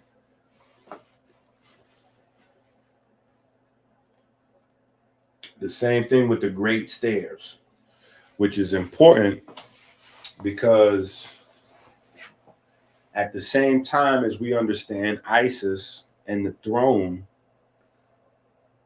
that throne could easily be stairs, That throne could easily be stairs. And it may be stairs, if you ask me. Right? Because, again, with all due respect to some of our Kemetic scholars, European Kemetic scholars of metal nature, etc., nobody's above, fault. And because the understanding and the science was so new, with the discovery just a couple hundred years ago of the Rosetta Stone, nobody is really, it's not done. We got a beginning understanding of the hieratic and the metal nature. It's not done.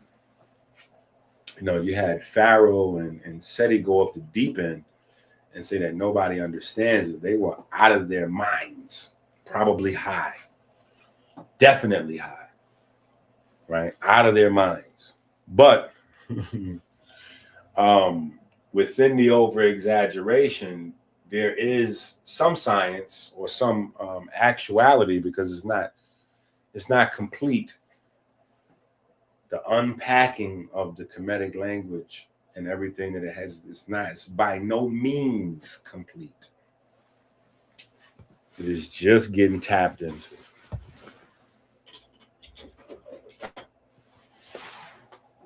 So in that regard, they were 1,000% correct. Oh man, glasses is broken. That's crazy.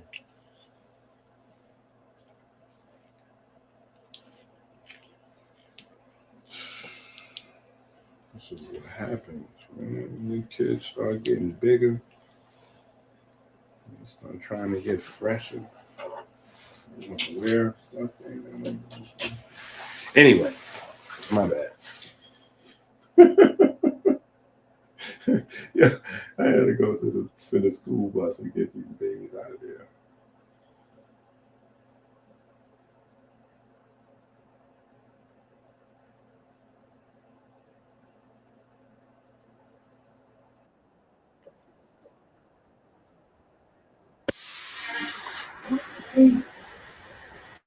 It's where time irrelevant.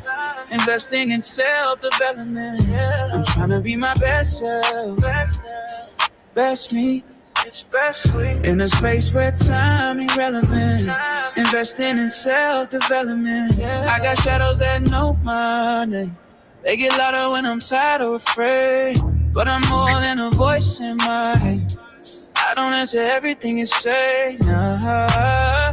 Cut ties with the need to be right, and the rush of proving who's wrong. Ego starving every single night, but my spirit been eating strong, yeah. Feeding my higher frequencies, breathing deep. I'm achieving peace. I'm trying to be my best self. Best me. In a space where time irrelevant. Investing in self-development. I'm trying to be my best self. Best me. In a space where time irrelevant. Investing in self-development. Best self. It's best we. Time. Self-development. Bachelor.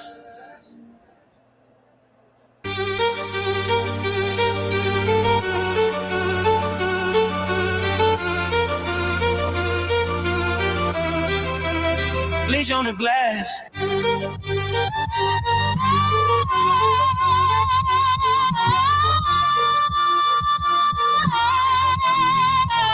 Bleach on the glass. Blue glow on your face. I've been scrolling through ghosts, then you logged in my brain. I thought online was dead until you got in my head. So I keep my heart on mute. Now I'm typing what I never said. Online dating, offline waiting. Text you soon as I woke up. 3 dots had my hopes up. 3 dots had me wired up. We never conspired, never breathed the same air. Still I'm stuck in this chair in an online love affair. Three dots, you got my whole world locked in a box. Three dots, staring at the screen till the time should you roll. Spooky action at a distance, you're my bird, my addiction. Three dots, every little blink hitting on my weak spot.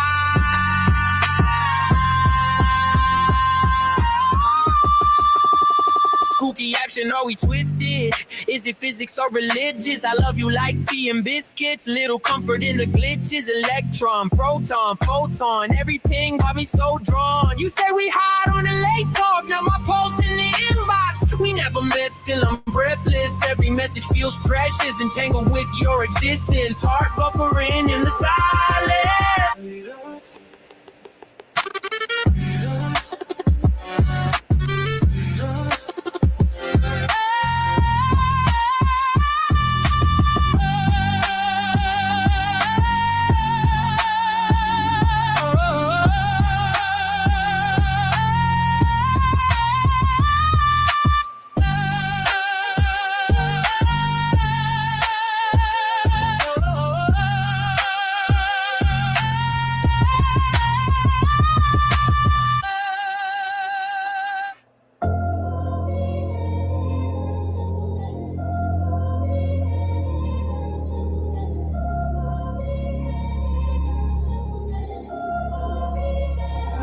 I'm tryna be my best self, best me.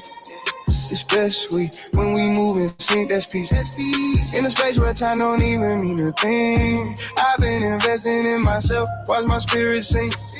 I'm tryna be my best self, best me. It's best we, when we heal instead of compete. In a space where time can't tell us what we be. I've been investing in my growth, that's the realest thing in me, on me.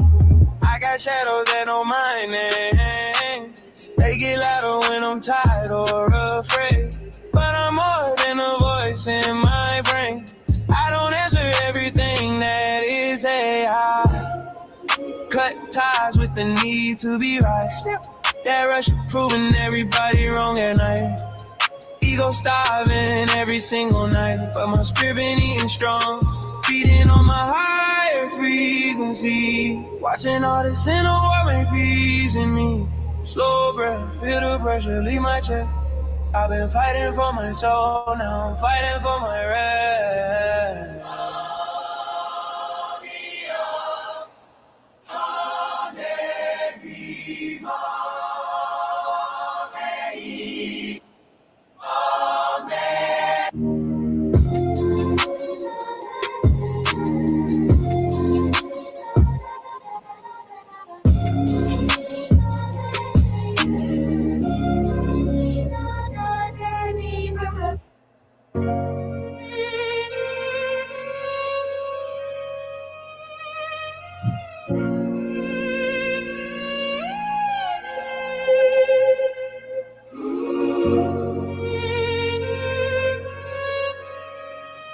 I can feel your aura vibe. I can hear your aura vibe. I can see your aura. Sudden and tomorrow. Heaven is before us.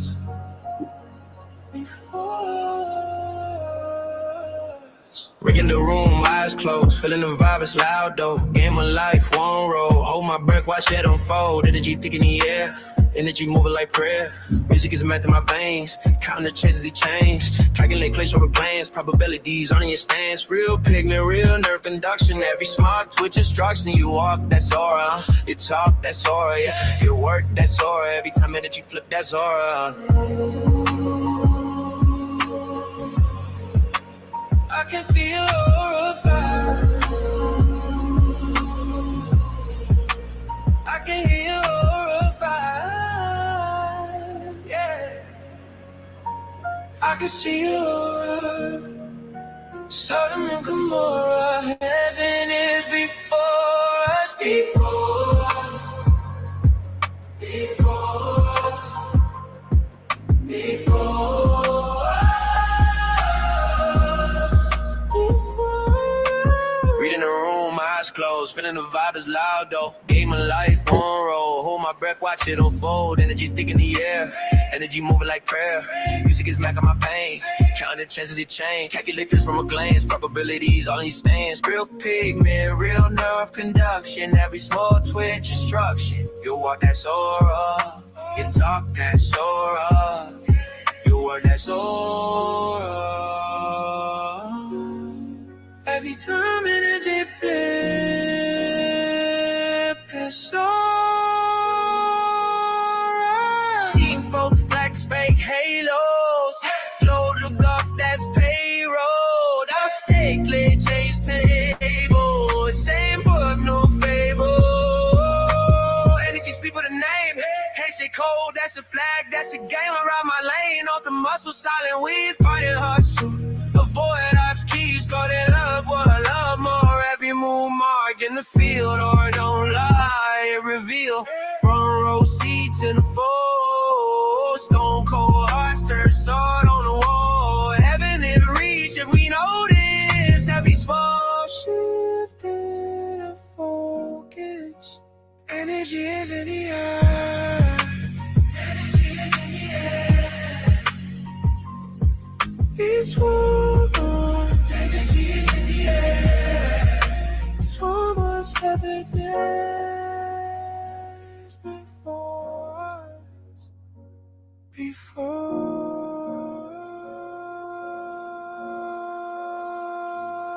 us. Before us. Before us. Before us. Energy is in the air. Energy is music there. Music in the air.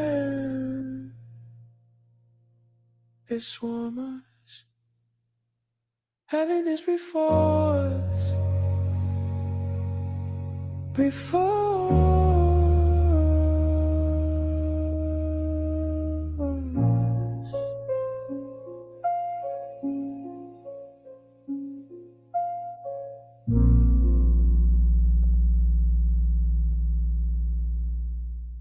Love is away. Love is away. Love is away.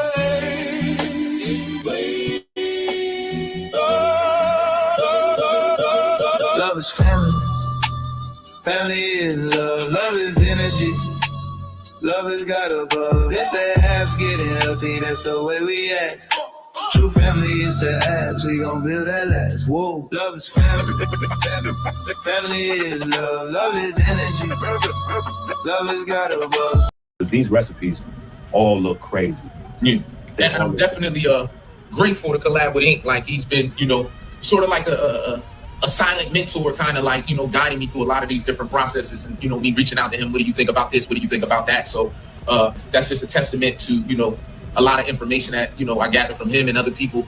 Lamar, don't take my word for it. Stalin, Society Baby, Dead Stop, Madman, Jeremiah. Thanks to the whole chat. It's not just kitchen chemistry. You gotta add chemistry in the kitchen. And well cooking. Yeah.